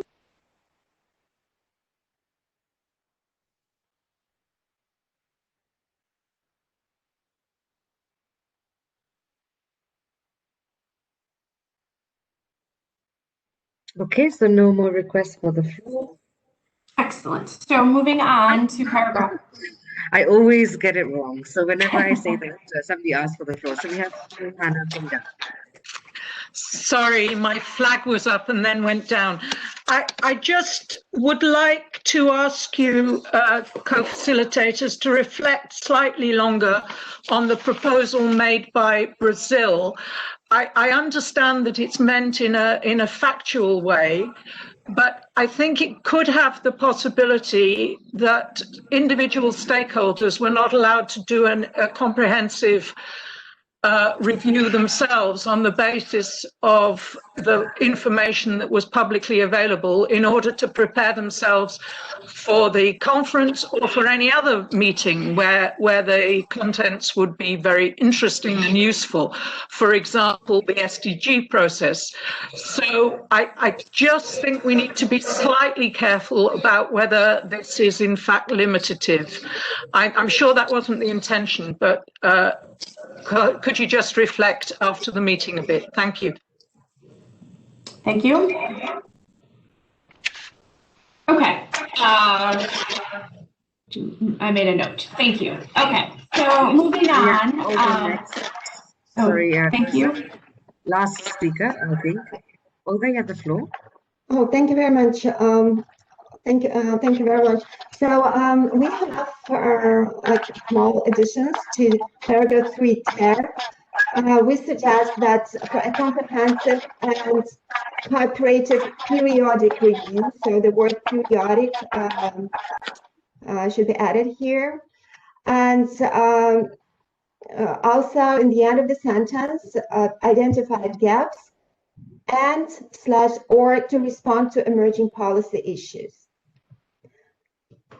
to be added here to this paragraph 310. Thank you. Okay, so I have some concern that we are now sort of mixing apples and oranges, right? So this is about making data available, and the periodic review comes in 3 bits. Different concept, and what I don't want to do now is, we will go back and discuss the support for periodic review. I believe that somewhere, and it may not have transferred given that we had a footnote that noted that should a periodic review be agreed to, that there would be a need to go back and to look at that. And if that is not here, I am happy to, Tirupon and I would be happy to reinsert a footnote with respect to that. I believe in our red line version, it was footnote 17 that went in particular to 12C. That could be made to apply to other things. But what I don't want to do is go through this, and because there has not been agreement yet on the periodic review, insert brackets everywhere about the periodic review. That will be dealt with. And then in 3 bis, and then to the extent that it needs to go other places, we can do that. I do not, as my own view, think that this is intended to go to the periodic review. I believe what people were talking about when we discussed this paragraph was this language going to the actual review and making information available for the overall review of the international conference. So I'm a little bit concerned about this direction. I think it unravels the discussion that people have already had with respect to making stakeholder data and information available, making sure that it can be shared publicly to allow for the review of the overall progress. If your concern is that the addition from Brazil is somehow limiting that review, we could take note of that. And I don't think that we had discussions about issues of concern with respect to 3ter. And so I think we're sort of readdressing issues that we have already had discussions about, and I think that is not. We're going to be here all day if we do that, and I think it's not quite fair to the discussion that we had on this particular paragraph. So why don't we do this? We will go back to the footnote that we put in with respect to 12C. We will make that footnote available earlier, the first time that it's, and maybe it's right here, that the first time the review is mentioned.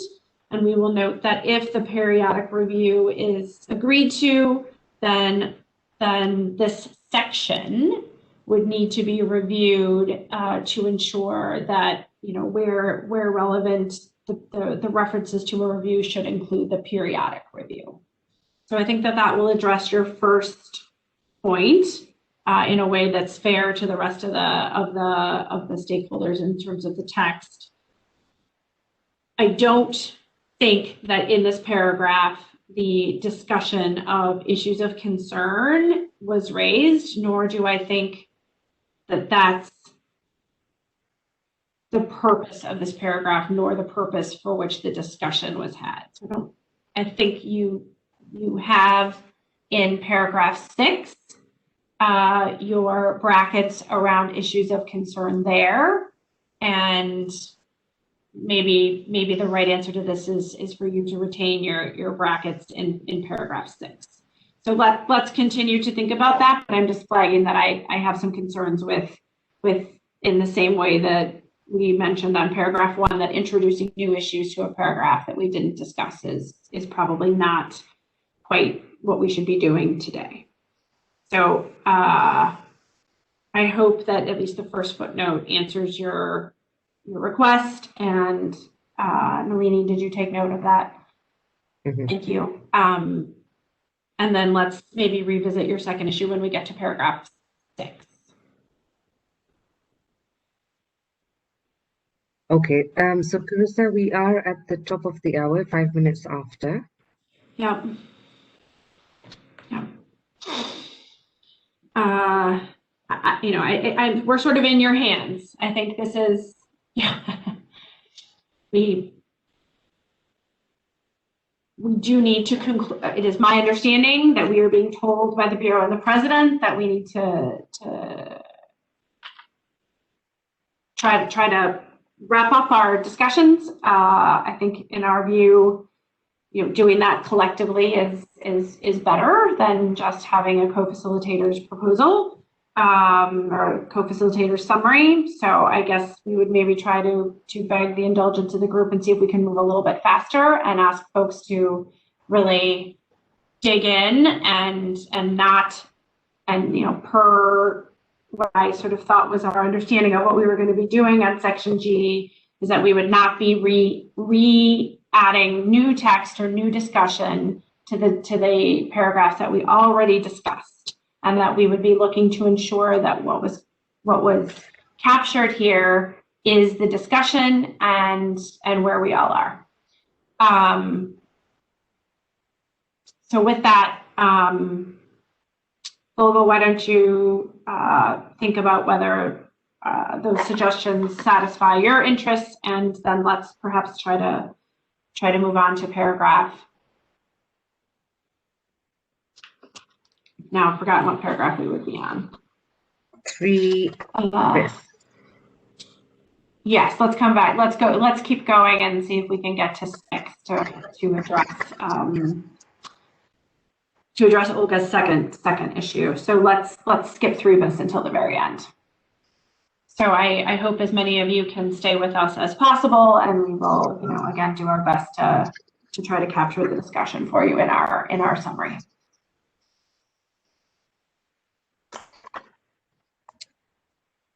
Okay, so that ends the term. And we would move to 5. Yes.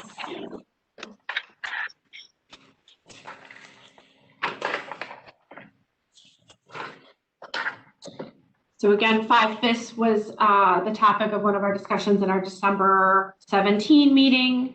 It is revised, I think, to address some of GAP's concerns with the should that appeared in the text that was on the table.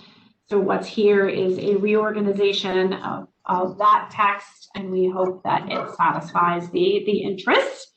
So if we could open the floor on 5 bis, please. First on my list, I have Hannah from back. Thank you, Carissa, for what's been done here. And I think invites is very correct. However, can we lose as appropriate in the 3rd line? Because if we're inviting them to do it, it seems odd to say as appropriate. Thank you.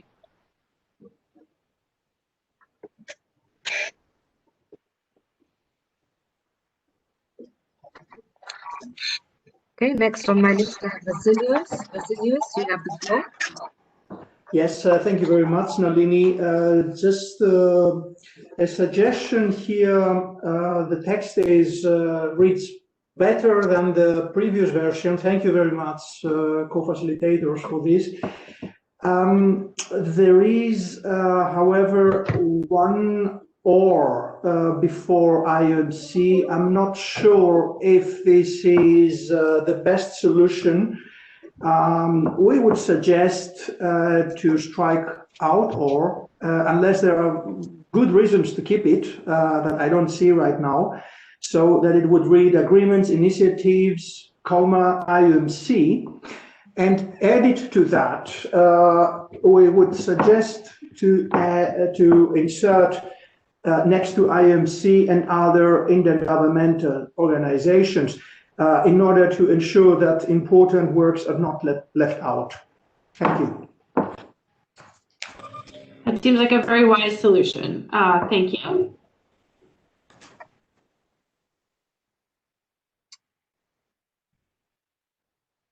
Okay, if I say no one requesting the floor, we will have a few. Olga, we have Olga next. Olga, you have the floor.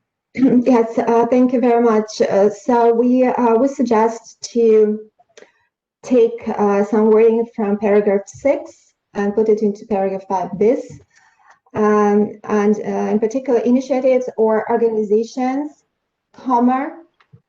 allow for adaptation and response to any to issues of concern, and to minimize.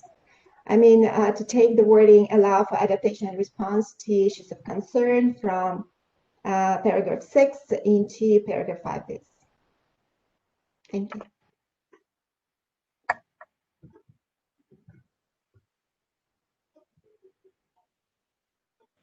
I'm sorry, Olga, would you read again that language where exactly it would go? So we suggest it will go up to organizations before and to minimize the reporting. Thank you. And would you read the language one more time for everyone? Organizations, allow for adaptation and response to issues of concern, and to minimize.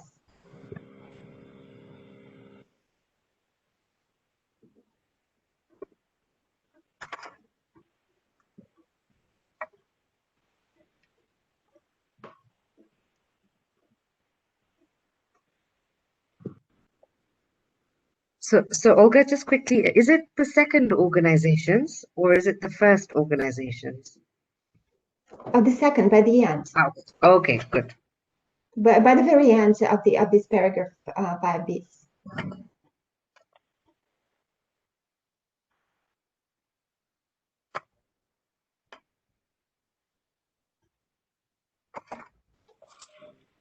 Okay, so if I can just, I'm sorry, I was just going to say, I just note in the chat box that UNECE is noting, I think if I'm understanding it correctly, and I'm just looking for a quick confirmation, Chris, that the EU's suggestion was and other intergovernmental organizations.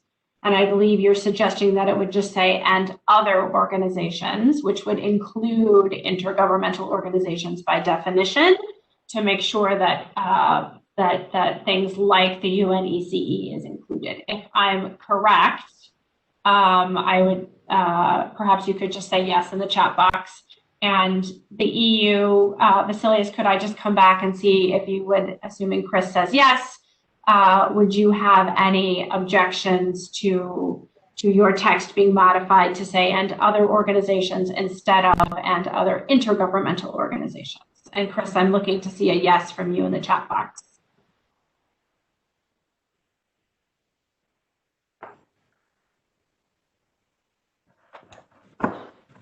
Right. Vasilius, could I go to you under the assumption that I'm correct? Yes, I'm sorry. Yes, our suggestion or proposal for that matter was IMC and other intergovernmental organizations. If an alternative would be in other organizations, please let us give it a thought. But that was our original proposal. I hope we have some time to reflect on this. Thank you. Okay, yes. Would you try to come back to me shortly? Thank you. Thank you. Okay. Okay, next on my list we have Johanna. Just thank you. Sorry to come in again. Just to support making it other organisations rather than intergovernmental, because there can be academic international organizations and so on. So it's broader. On the point, I was trying to put it in the chat, but I don't think that's the right place to do it. On the point made by the group of NGOs through Olga, putting issues of concern in here changes what's a procedural paragraph into a substantive one. Obviously, this is an issue, but this is about reporting the past, in my understanding, what's happened so far, whereas issues of concern is bringing new things into the process. And in GAP's view, that needs to be given great prominence in the issues of concern section, which is another virtual working group, that makes sure that that's a full issue in the intergovernmental process, in the international conference. And we would support that very strongly, but it doesn't quite seem to belong in this backward-looking section here. Thank you. Olga, I'm going to ask you to reflect upon that. I have to admit that I share that feeling that has just been expressed by GAP. I mean, I understand your interest. Could someone put themselves on mute, please? Thank you. I do understand your interest in getting issues of concern in here. I do want to be sure that we are not, adding things in. This is about reporting. This paragraph is about reducing burden, making sure linkages with other agreements were made so that those initiatives, agreements, organizations can input into the process so that we have a better picture of what's happening. It's not really about what gets done with that information. I think that is something that is different. This is the very procedural section about reporting. And I think we are getting a little bit off track. So Olga, I'm going to ask you again, and I apologize, but I'm going to ask you again to reflect upon what GAP just said. And why don't you again come, we can talk about it very shortly when we get back to 6, which is coming next. Brazil, I see your note in the chat box about as appropriate. Thank you. And Suki, I see yours as well. I'm not sure. I understand. Suki, could I give you the floor? Just quickly, I think there was in our last meeting the idea that, well, anyway, I will leave it to you perhaps to explain your thinking, and can we hand the mic over to Japan, please, Nalini? Okay, sorry, just give me a second. I'll find.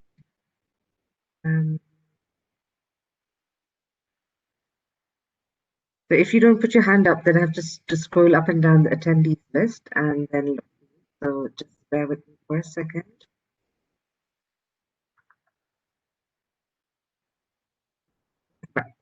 Let's see.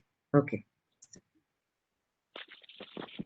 We basically agree to what the Joe just said on IOC. We don't think this is the right place to put the word IOC.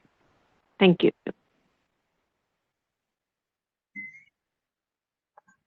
Just to clarify for everyone, IOC meaning issues of concern. Okay, thank you very much for that. I appreciate that. Okay, do we have any other hands on paragraph 5bis?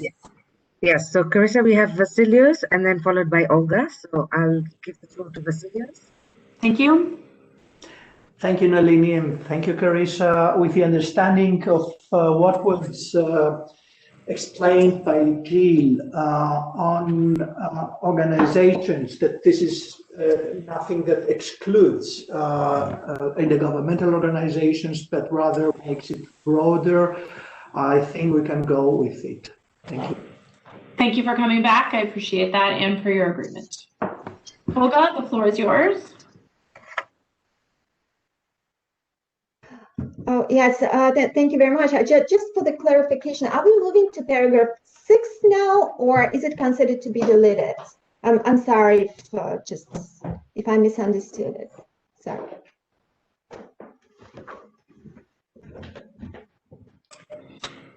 We are not on 6 yet. I think that the 6 is currently in brackets and deleted. I just want to check my notes and make sure I am correct. Yes. So we are not moving to paragraph 6 yet, but on paragraph 6, the brackets that are there, the red brackets that are there would be there for your response. But you were the stakeholder you were the only stakeholder that requested paragraph 6 remain in our last discussion.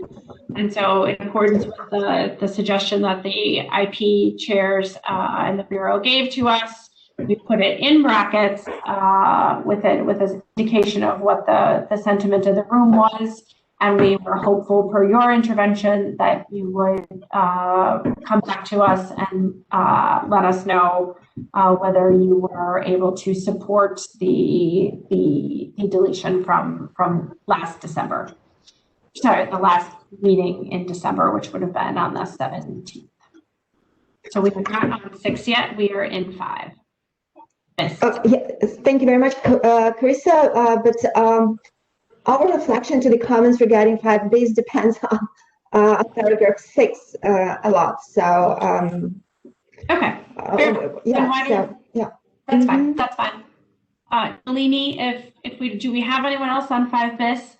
And if not, why don't we move to 6 and open the floor for Olga on that? Do we have anyone else on 5Bs? No. Okay. We can move. So thank you very much. I'd like to go then to paragraph 6. As I just mentioned, it is in strikeout on your clean version because there was only one stakeholder, which is Olga and her colleagues in a group of NGOs, that this was a paragraph that others felt could be removed, that it didn't fit here. And the group of NGOs had requested a little bit more time to consider that. So Olga, may I open the floor for your reactions? Thank you. So thank you very much. First of all, as we suggested, we suggested to include some wording from paragraph 6 into 5Bs. From what we see, the majority of people are not comfortable with this, so we can agree to remove the wording that we suggested in 5Bs. But in this case, we would like to keep paragraph 6 in brackets and not delete it.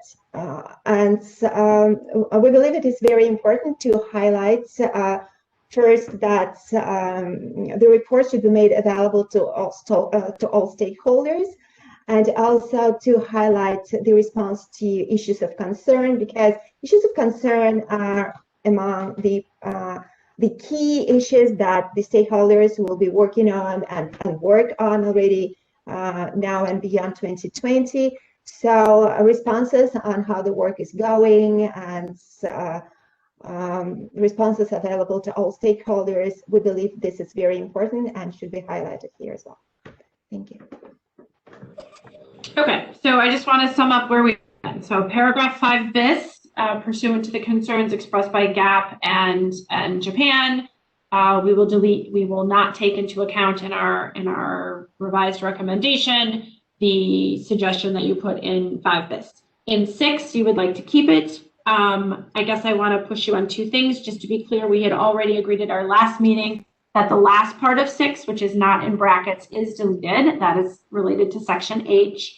And then I want to go back and I think we had some concerns that these reports should also be made available to stakeholders in a timely fashion, was something that we've already covered in terms of the reports being made available, that there will be an agreed, as there always is, schedule for the Secretariat to produce these reports. So what I'd like to do is leave in this bracket language that would say these reports should be made available. These reports should facilitate discussion and allow for adaptation and response to any issues of concern.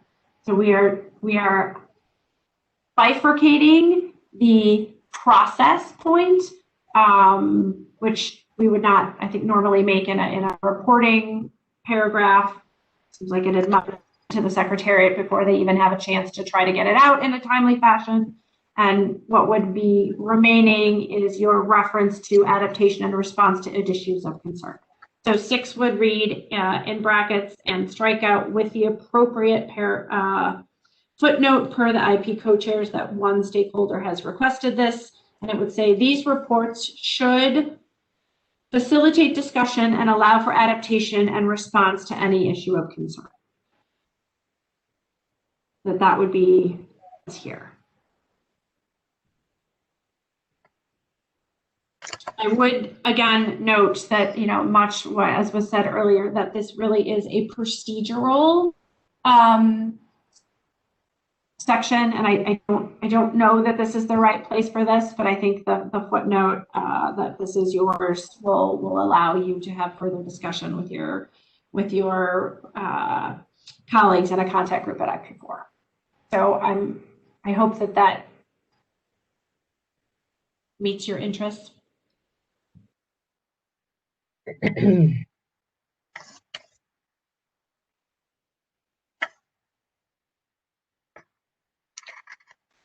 Okay, Olga, you have the floor.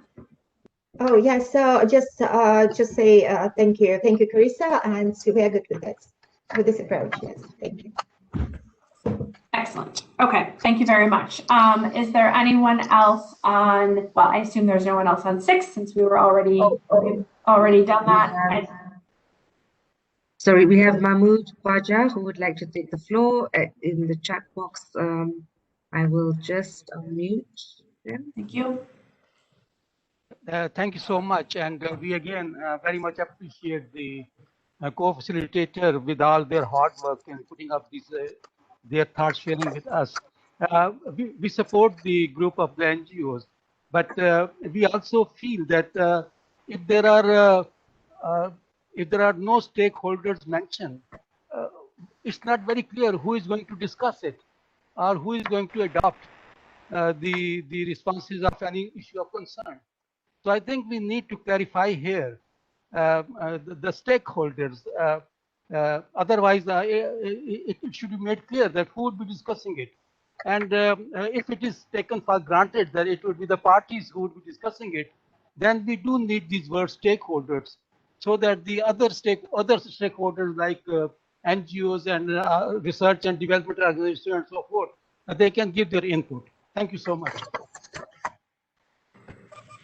Thank you. I'm sure that we are able to insert amongst stakeholders after facilitate discussion. I guess I just would note that this is a voluntary agreement, so there are no parties. Everybody is stakeholders, so that it's we are one cohesive group. So there is no distinction between parties and stakeholders in this, at least as currently envisioned. So I take your point. We'll put amongst stakeholders to facilitate discussion. Okay, thank you. And with that, we go to paragraph 12.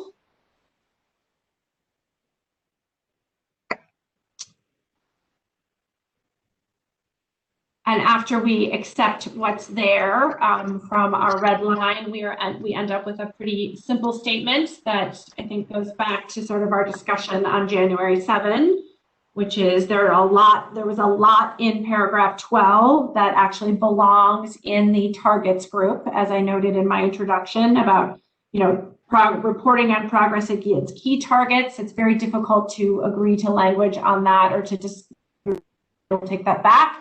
It is very difficult to recommend language when we don't know whether there will be sort of key targets and how the targets group might be interested in seeing reporting on that.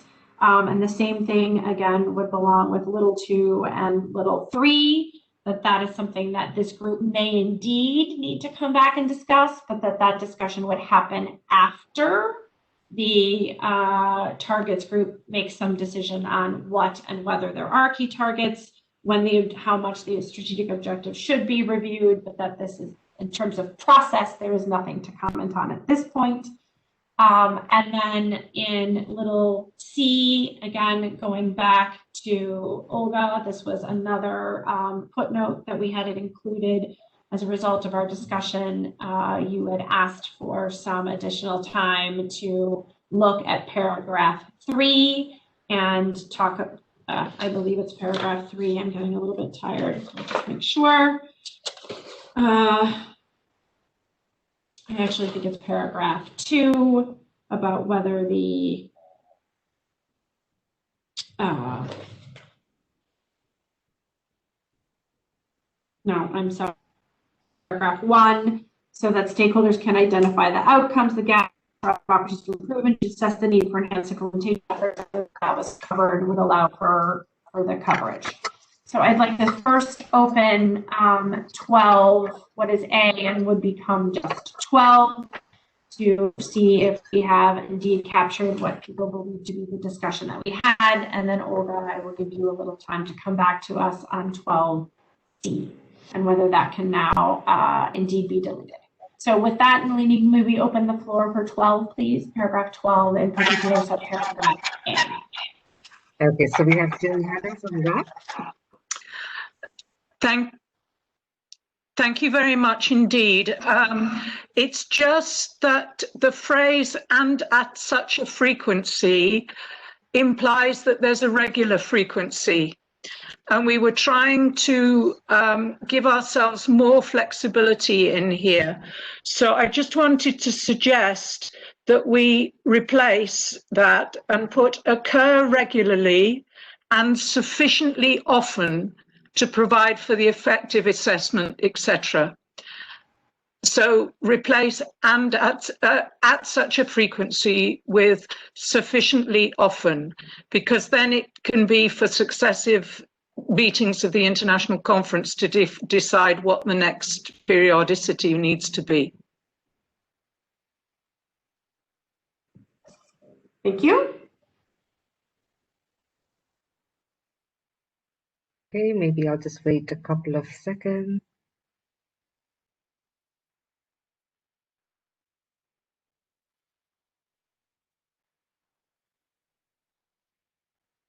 Great, Carissa, doesn't look like anyone else would like to take the floor. Thank you.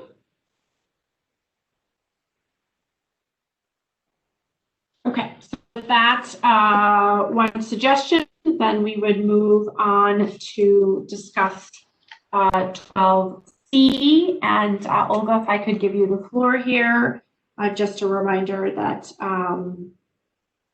my notes sort of say that this stakeholder noted it might be able to support the deletion once it sees the revised content, in particular of paragraph 1, 2, and 3. So I'd like to turn that over to you, Olga. And just, sorry, just a reminder, oh no, never mind. No reminder, it's already done. Thank you. Olga, the floor is yours. Thank you.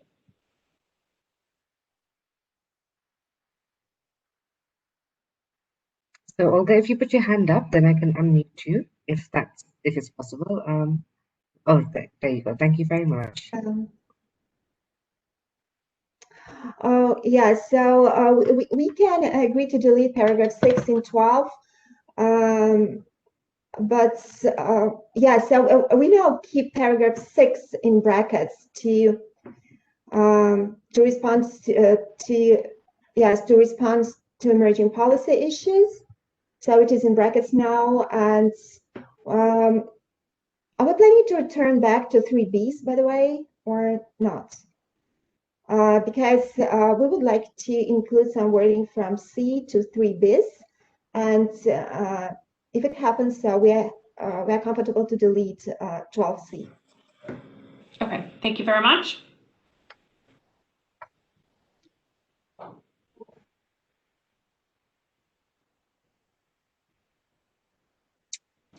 Okay, so with that, then I would like to turn to paragraph. Thank you very much. If everyone is comfortable, gap. Oh, thank you very much. I appreciate the chat. Okay, so let's go to, I don't see anything else in 12. Okay, we would like to go to paragraph 14.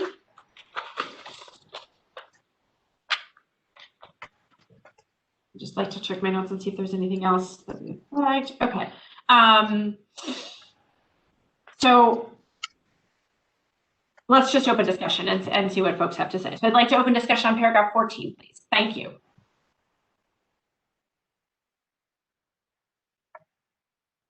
Okay, so first on list, Jill. Thank you. Thank you very much, Nalini. Carissa, I listened very carefully to your long explanation and I've looked through both versions of this, the red line and the clean one. And by the way, I should have said thank you so much for 12. It reads much better now. But I have to admit confusion between 3 bis and 14. Because one seems to be periodic reviews, which may or may not be done by a committee and so on. And this seems to be something else, which is also the overall effectiveness should also be evaluated. It may be completely wrong, but my understanding is that we are looking to review progress regularly, every so often. But beyond that, I'm not sure that we're really trying to do anything. So are 3 bis and 14 different versions of the same thing, or are they 2 entirely different processes? What? I'm sorry if I'm the only one confused, but I am confused. Thank you. Certainly.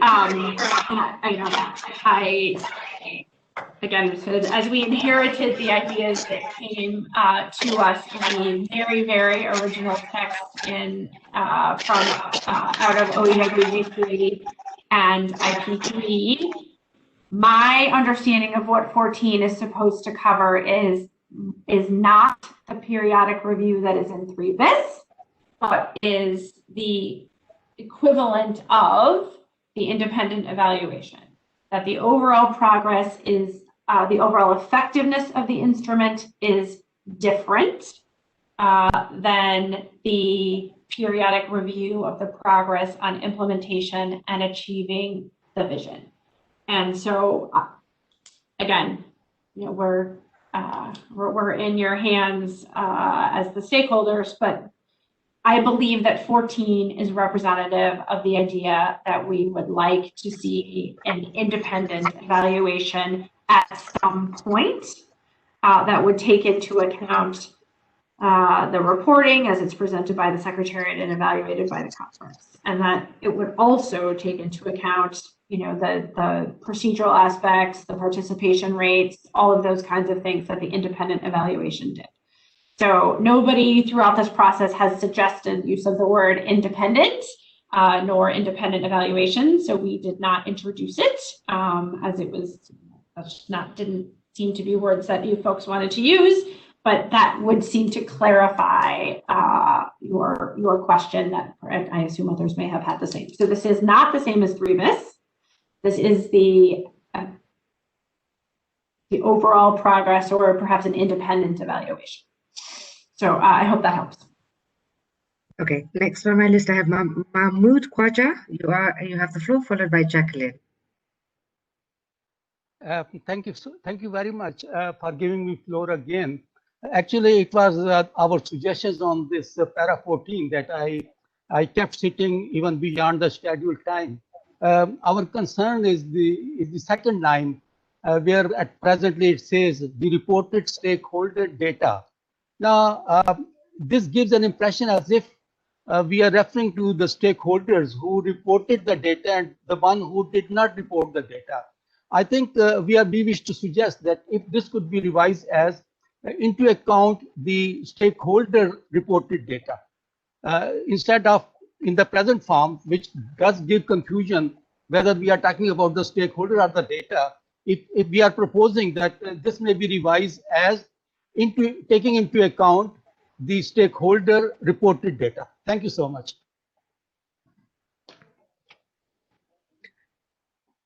Okay, next I have Jacqueline Alvarez from UNEP. Jacqueline, you have the floor.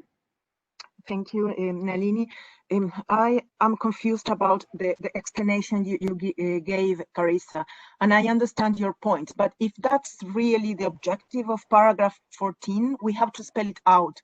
Because for those that we have the background of effectiveness under Stockholm or Minamata, or the concept of effectiveness, we usually don't see it all only as process oriented, but also effectiveness in achieving certain things. So if it is the work of the external evaluation, then we should spell it out. If not, for me, it provides a huge confusion on what the objective of the paragraph is. And if we are talking about the effectiveness of the instrument as such, I don't see an overlap with 3 or others, because the others might refer to specific parts of the instrument, and the 14 is the overall. But just a point of clarity, I think it's needed in here to spell out the real objective of 14. If not, I was reading it very differently. So thank you for your understanding, for providing your understanding and views. Over.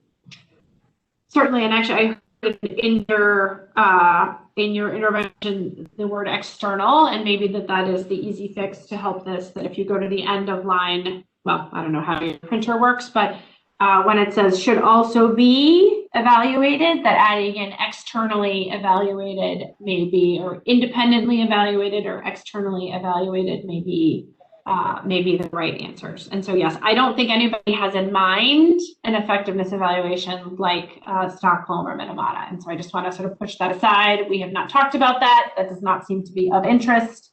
And so either in the big group or in our virtual working group. So I think perhaps the addition of external or independently would resolve the questions from GAP. And I think that's a good suggestion, Jacqueline. Thank you. Then I have Johanna from GAP, followed by Suki from Japan. Thank you, Carissa. I'm only coming in again to follow up, and thank you very much for your clarification. I think, first of all, I'm not sure we shouldn't have, sorry, let me make my sentences less complicated.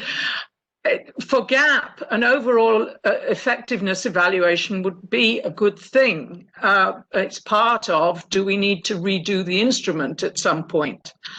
Are we actually making any difference on the ground, or are we just talking? But I think the 2 paragraphs, 3 bis and 14, need to be put together, not as one paragraph, but they need to sit somewhere near each other, because they're about why we're doing reporting and so on. And the others are about the process. And I suspect the process paragraphs apply to both. So I certainly can't do it off the top of my head, having just been informed, having now just understood what we're trying to do. But could we leave it to you as co-facilitators to have another look at this and see if the structure is right? Thank you. Okay. You have the floor. Thank you very much. Thank you for the clarification, Carissa. So the last independent evaluation have been done with the literature review, online survey, focus group discussion, and the interviews. So here in this paragraph, it says, taking into account the reported stakeholder data and information presented by Secretariat. So by writing what should be taken into account, maybe it limits what could be included. So maybe we can delete after taking into account, then what kind of information should be included can be adapted at the international conference, because I found the TOR of the terms of reference of the independent evaluators TOR in a meeting, ICCM4 meeting document. Thank you.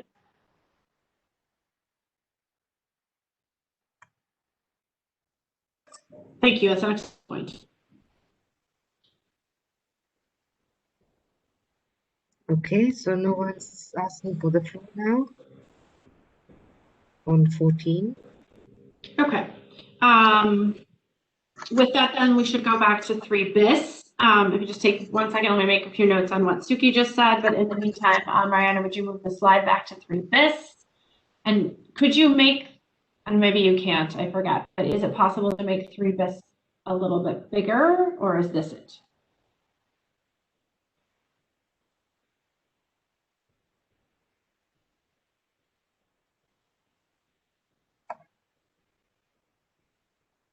Thank you.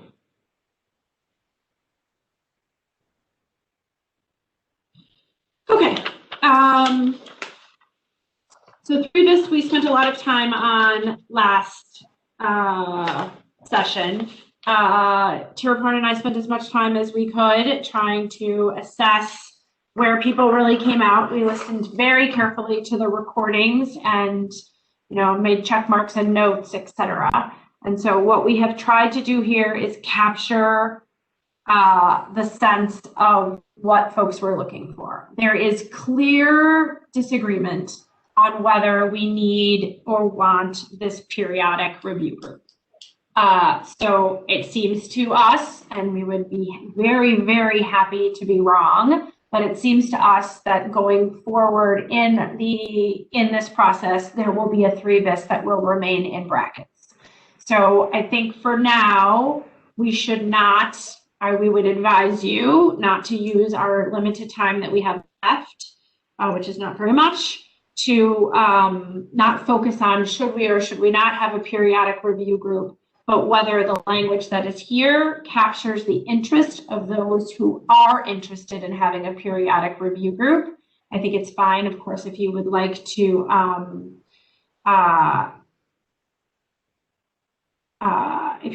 introduce your views very quickly on, yes, we want a periodic review group, no, we don't, that's fine, but I would like to not debate the merits of the periodic review group. We are not going to reach agreement on that today, and that's our reach the same level of I don't know what the right word is. I mean, you all know what I mean on that today. So what I would like to focus on is what is inside the brackets captures the discussion that we had. I would note that there was not support for this peer-reviewed country idea.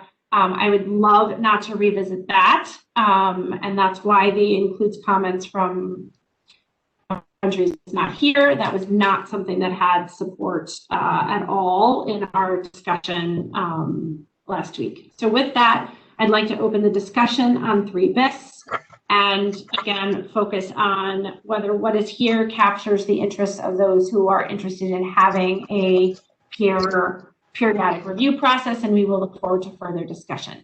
Could I just ask Mr. Concha, if you wouldn't mind, please, we understand, I took note and made your change on paragraph 14. You do not need to repeat your interventions in the chat box. We are duly noted them. Okay, if I could please open discussion on 3 bis. Nalini, the floor is yours to open and close.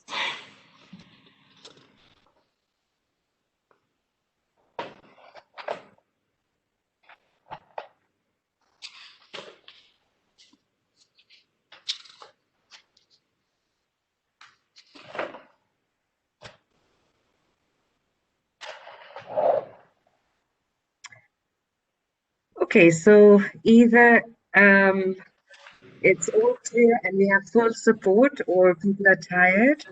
Either one. No one's asking for the floor now. Well, I'm tired, so maybe it's hard to imagine others don't share that. Olga, okay. I do know. Olga, you did note that your views on somewhere else need also depended on something in 3 bis, and maybe we addressed that by 6. But if we did not, please let us know. Okay, so I actually have Felix Wetley from Switzerland. Felix, you have the floor. Thank you very much. I have a comment on something that is not mentioned now in 3 bis, and it's voluntary peer reviews. Oh shoot! I'm sorry. Yes, I forgot. Please add. Okay. Thank you, Carissa, for this very clear and honest reaction. That was very, very helpful. Yeah, so then I don't have to repeat it very longly. I think just I explained last time the concept, what is behind, so it would not be the same as a multi-stakeholder periodic review process. It would be something like a tool that we have to work, as I mentioned, it's a voluntary peer review. So we have the voluntary, it's a tool, it's an option that we could have. It is a peer review, so that means that colleagues work in the same fields, in the same sectors, perhaps in other governments, could come in and advise and support, look at certain elements for the chemicals and waste management to work towards the environmentally sound management of chemicals. So from your reaction, Carissa, I hear that you have heard that before. And if you could give me some comfort that you will come up with a proposal, I could also then provide something in writing. If is that helpful, just let me know what is the best way forward. Thank you.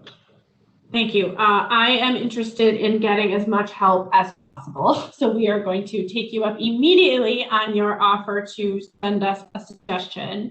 And one request that I would make in thinking about G as a whole and being sort of procedural and not as much substantive, if you would frame your suggestion in the context of that idea that we are sort of trying to lay out the process for reporting in general and figure out how that fits in now and where you would put it in the context of this clean version. So if we think a little bit about that and send us something, and we will figure out a way to share that with everybody.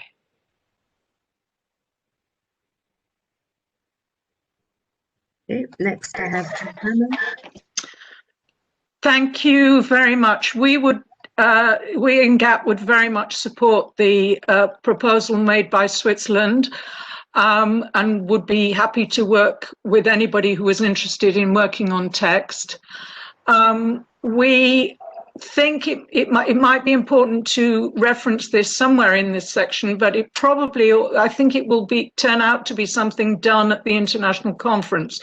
So it might need to go in that section as well. And this would be simply the procedural bits here. Having had the chance, Carissa, in the light of your explanations, to read through the whole of the clean version again, in our view, 3 bis is only necessary if we want a multi-stakeholder process in doing the sort of the conference, in doing the analysis of the reporting that goes to the conference. And otherwise, it's really duplicative of the conference. So I remember the USA and others saying that they didn't really see the point of this. And that was a point we also made on a previous occasion. So we would suggest deleting 3 bis. And just on the question of what the Secretariat is supposed to do, just to reassure people that we're not trying to cut stakeholders out of the considerations. It's our view that it won't be helpful if all the Secretariat does in a report is to compile them so that we end up with a document with every stakeholder's raw report in it that runs to several thousand pages, probably. It needs the Secretariat to summarize and say what are common points and what are not common points and pick out interesting examples and so on. That isn't the Secretariat making a judgment on any stakeholder. That's the Secretariat producing something that is manageable for us all and can be translated into all the languages, because if it's several thousand pages long because it's just a compilation, it can't be translated. So we see the role of the stakeholders as being at the international conference to then take that very key report and analyze it between themselves and take it further. But a first sieving of it has to be done by the Secretariat. And therefore, we think that if you remove 3 bis, we actually have a very clear process down to 12. And then we need, as Carissa's already said, perhaps a bit more work on the text of 14 to make it clear that that's a completely different thing. Thank you for your indulgence.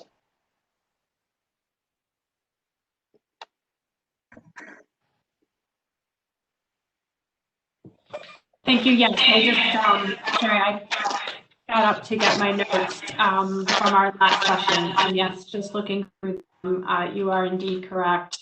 The EU, Swiss, US, Canada, GAP, Japan, although in the context of its proposal in Section G, Brazil, Norway, UNEP, and the UK, and I got an organization. So I guess with taking into account Jill's intervention and what we heard from others, I mean, if there is support for removing 3 bis now, I think that is something that we would like to do. That it sounds like, sorry, that there was support for on January 7th. We did have some discussion about 3 bis. If folks are ready to remove 3 bis, then obviously we are in your hands and would be happy to do that. That would, of course, not impact what the Swiss are doing in terms of sending some text to the co-chairs with respect to the voluntary peer review tool. Okay. Others on 3 bis, I see. Yep. Olga, the floor is yours.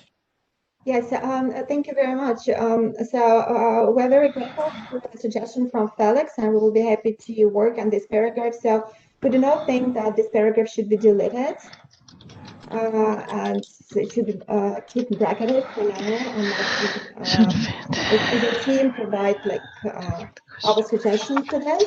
And also referring back to 12C, there was a suggestion for an ad hoc review of activities. Now it is gone. So we would like to return back to our submission where we suggested a multi-stakeholder review committee to be responsible for the review process. And because sorry, Olga, just before you go on, yes, and we also noted that I believe it was Alexandra when we were talking about 12C noted that multi-stakeholder review process could also fit in 3 bis. And so you'll look in line 2 in red, well, not in red in the red line, but in the red line, you'll see that now appears in line 2, a multi-stakeholder periodic review process. So that is here. Okay, does it mean that this multi-stakeholder periodic review process, does it include like multi-stakeholder review committee as well? I mean, I don't really understand what the difference between a multi-stakeholder review, periodic review process and I mean, if you want there would have to be some sort of committee to do that. It is multi-stakeholder. It is facilitated by the Secretariat. So you could call yourselves a committee if you wanted to, but if you're looking for the word committee, I think that is probably one step of detail too far, but we can, this is your paragraph at this point, so please, but yes, I would assume that any kind of multi-stakeholder periodic review process facilitated by the Secretariat would include a committee of multi-stakeholders to review the process. That would be, that is the intention. I believe that it's clear. Okay, so I hope that it is clear for you and for me and also for others, and so to be on the safe side, because it should be there, and it is clear for me, and if it is clear for everyone, that's okay, but if not, that it is better to clarify it and include clearly multi-stakeholder committee in cooperation with the Secretariat responsible for the process. Yeah, thank you. Okay, next I have Jacqueline, and then in the comment box, just before I give it to Jacqueline, we have Brazil and Iran supporting the removal of 3 bis. Jacqueline, you have the floor. Yes, thank you. For us, we are fine with deleting the 3Bs. Also understanding that the whole section for on mechanisms to support implementation, we have the conference will always have the prerogative to decide any subsidiary body that it's needed or any special expert group that might be considered to be established or whatever. So I guess that it is not a must to have that if the concept is still something that stakeholders would like to have. It can also fit in there, and it can be the prerogative of the conference to establish that. So you don't put it in a 3B paragraph as a whole. So it was just a further food for thought on this. So we are fine with deleting the paragraph. Thanks.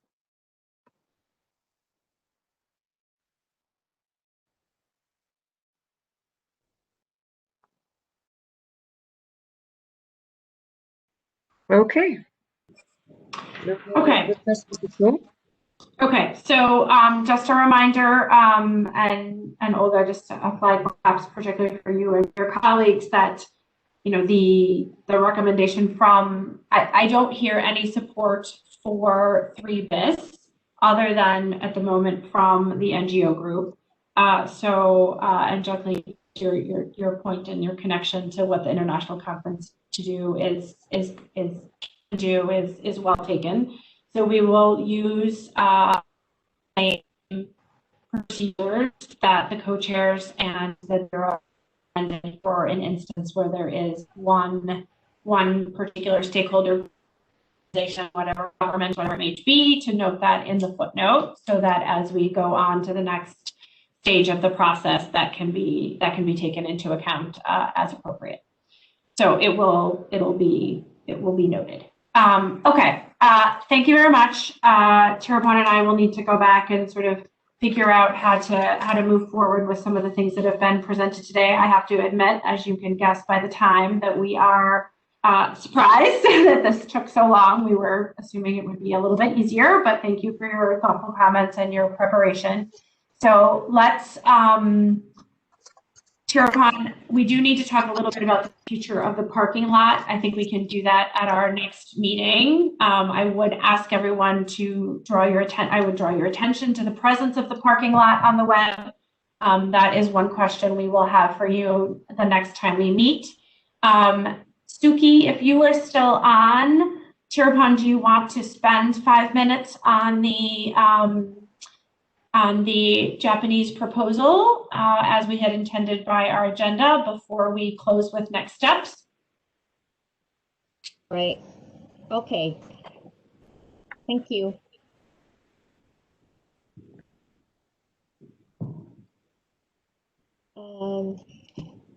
As you may recall, Japan made a proposal on Section G, Mechanism for Taking Stock of Progress, which was briefly presented at our meeting held on 17 December. The presentation available on the SciComm website, and we would like to do 3 things today to respect to this proposal. First, I'm going to give the floor to our Japanese colleague to inform us further on the thinking of how the proposal is being considered and or integrated into the other working groups, and in the context of virtual working group 1 in particular. This an obvious link between the indicators and reporting, for example. Second, I'm going to ask Suki to let us know if they have made any changes, or if there has been any further thinking on any aspect of the proposal that they would like to our group to know about. And finally, we would like to ask all stakeholders if they have any questions for Japan now that you have had a few weeks to think about their proposal. Suki, are you ready? And now you can have the floor. Okay, so Suki is unmuted. I recognize also for Suki it's 1 a.m. So apologies to keep you so late. So I will try to make sense for everyone. So we have spent a lot of time on this part, and I understand that people don't want to read our proposal at this moment, but we assure you that the essence of what we had discussed during this virtual working group can be all incorporated in our proposal. Our proposal is just to kind of define what we are talking about. So with the current text, as you can see, the stock taking is conducted based on the compilation of reporting. Then the reporting contents will be evaluated by using indicators to see progress, as far as I know. However, during the previous virtual working group, the Secretariat has already expressed that the compilation of reporting adds additional burden on them. Also, frequency has been also an issue for several reasons. Japan, on the other hand, is proposing more simple but effective way, and we do not need to rely on the traditional reporting style. We can also separate process monitoring and impact assessment of strategic objectives and the targets. We are suggesting to monitor process by using online survey annually, which shows result on the dashboard promptly, so no work. Additionally, impact can be assessed in longest term, such as every 5 or 10 years, with the help of the custodian IOMC agencies.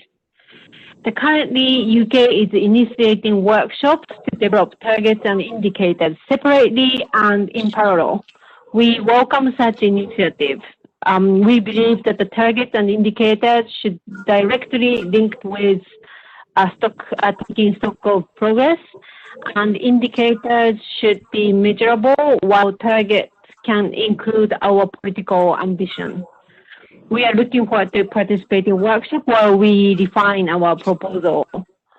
So we have already a few positive feedbacks from the stakeholders about separating process and impact, idea of online survey as such.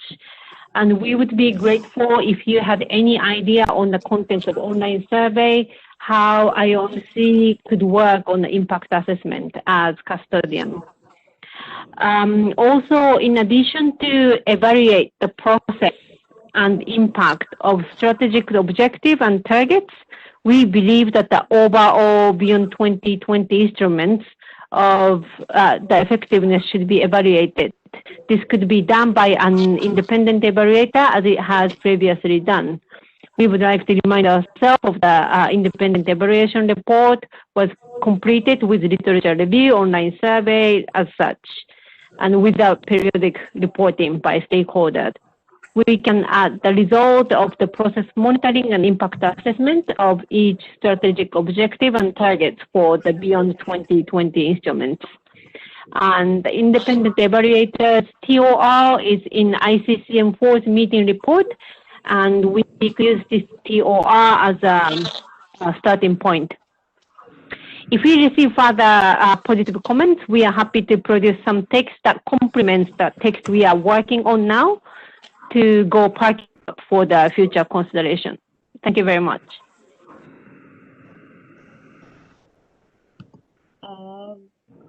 Thank you very much, Suki. Thank you very much for Japan for its continued engaging on this matter. I think now we can conclude the Japanese presentation by now and move to the next agenda item.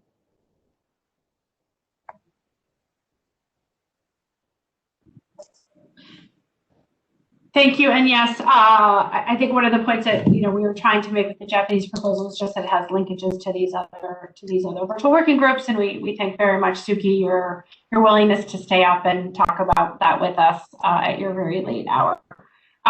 So let's agreement. Let's move the lot to discussion to our next meeting, and let's talk about next steps. So we have section E.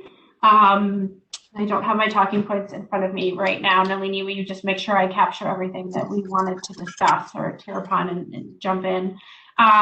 We have section E, which we have not finished, and we have section the SPI, which we have not sort of brought together our discussion. We are according to our agreed schedule, we had left one opportunity for electronic input by January 19, and we had left one extra placeholder meeting in case we needed to wrap up. Obviously, we are going to need to use those meetings. We are not, however, in a position to do that on January 21st, and there are conflicts also the next week. So our next meeting of this virtual working group will be on February 4. It will be in our usual time slot of is it 2 to 4 Geneva time, 2 p.m. to 4 p.m. Geneva time, and you know, as accordingly in other countries. We will look at section E, where we will be putting together a summary of our discussion from January, whenever we had that December 17, and looking for a path forward for the SPI and how we might consolidate our input into that process and into our outcome document. So it is possible that we will be able to provide you with one short opportunity for electronic input on the SPI, where we would perhaps ask you just to let us know if you think we actually accurately captured the discussion, which would then shorten the amount of time that we would need to spend in our actual virtual working group meeting.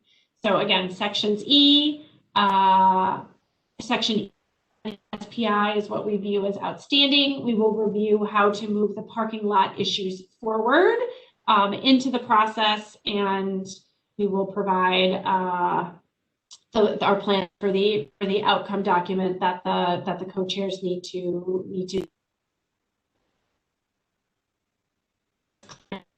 Emily and her team will send you a meeting invite for the February 4 discussion. And again, I would note that the topics that we have not finished are section E and the SPI. And then Tirupon and I will need to assess whether we need to come back to you on anything from section G as discussed today. I would note that Tirupon and I will be doing, I think, based on today's conversation, some sort of targeted individual output individual outreaches to see if on a couple of the places where we have over email or with a short discussion. So I'll be in touch with Felix on his voluntary review process from 3bis. And I think with that, are we prepared to close the meeting? We have a hand up from Vasilius, Carissa. Excellent. Vasilius, to you, please. Thank you very much. I don't want to keep you. I'm as tired as you, I guess, Carissa. And thank you for these explanations. Two questions. The first one, parking lot. I understand we don't have time to discuss this tomorrow. Today, I would be grateful if you could give us an indication of what is exactly the context of these parking lots. I think 2 have been published so far. I'm not sure how you're going to use them in the further process. I would be thankful if you could give us some indications on this. Second point is I just heard a date on February 4. I'm not sure if I have complete information on the revised calendar as is published. I assume this is something new. Could you please explain or just indicate if the whole calendar has been somehow revised, and where do we find this information? I'm not sure that I captured that properly with the 4th of February. Thank you. Certainly. So on the, I'll just tell you what we had planned to suggest, which we were going to seek the virtual agreement of that parking lot issues as a whole. Parking lot forwarded as one of our recommendations from this virtual working group to be considered at the next stage of the process. And again, I don't know what that is. I don't know if that's an in-person IP4. I don't know if that's a pre-ICCM 5. I don't know if it's a second round of virtual meetings. I don't know what it is, but that we would take the parking lot, and one of the recommended outcomes of our virtual working group our collective virtual working group would be that the parking lot issues be considered in the next stage of the process so that nothing gets lost. That is our proposal.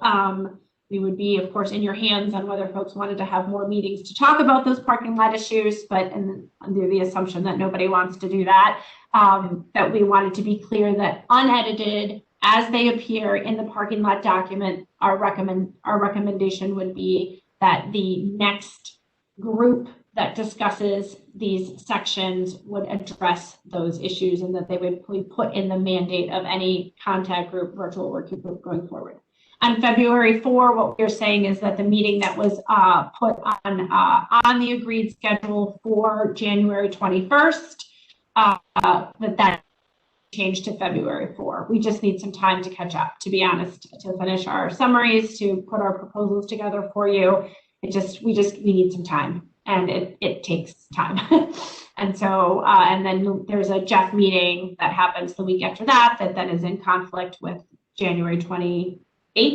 And so February 4 was the next Thursday, which is the date we believe most of you have reserved for our governance discussions. So February 4 would replace the meeting that is on hold for January 21st.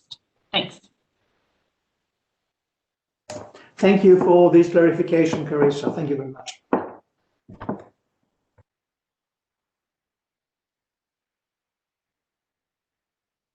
Okay.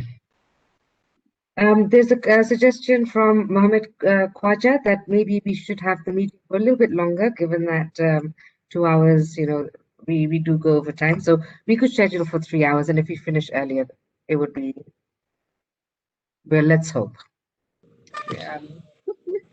Sure. Okay, I'm happy to do that. I guess I would note that, it is, of course, how long these meetings go is often in the hands of those of you in the group. And so let's schedule for 3 hours, but I would like to not schedule for 3 hours with the hopes that everyone's going to take 3 hours. We need to be perhaps a little bit more focused in our work, because it should be the last meeting. I feel like we are already heavily over meetinged, all of us in this virtual working group, and that we should hopefully be able to wrap those other sections up pretty easily. We've had a long discussion on section E and 2 meetings plus electronic input on the SPI. So hopefully those will be a little bit easier. So thank you very much for everyone. Tirpan, if there's nothing else from you, and Lini, you've your housekeeping and all your issues, then let's wish everyone good day and good night for many of you. Bye-bye. Thank you very much.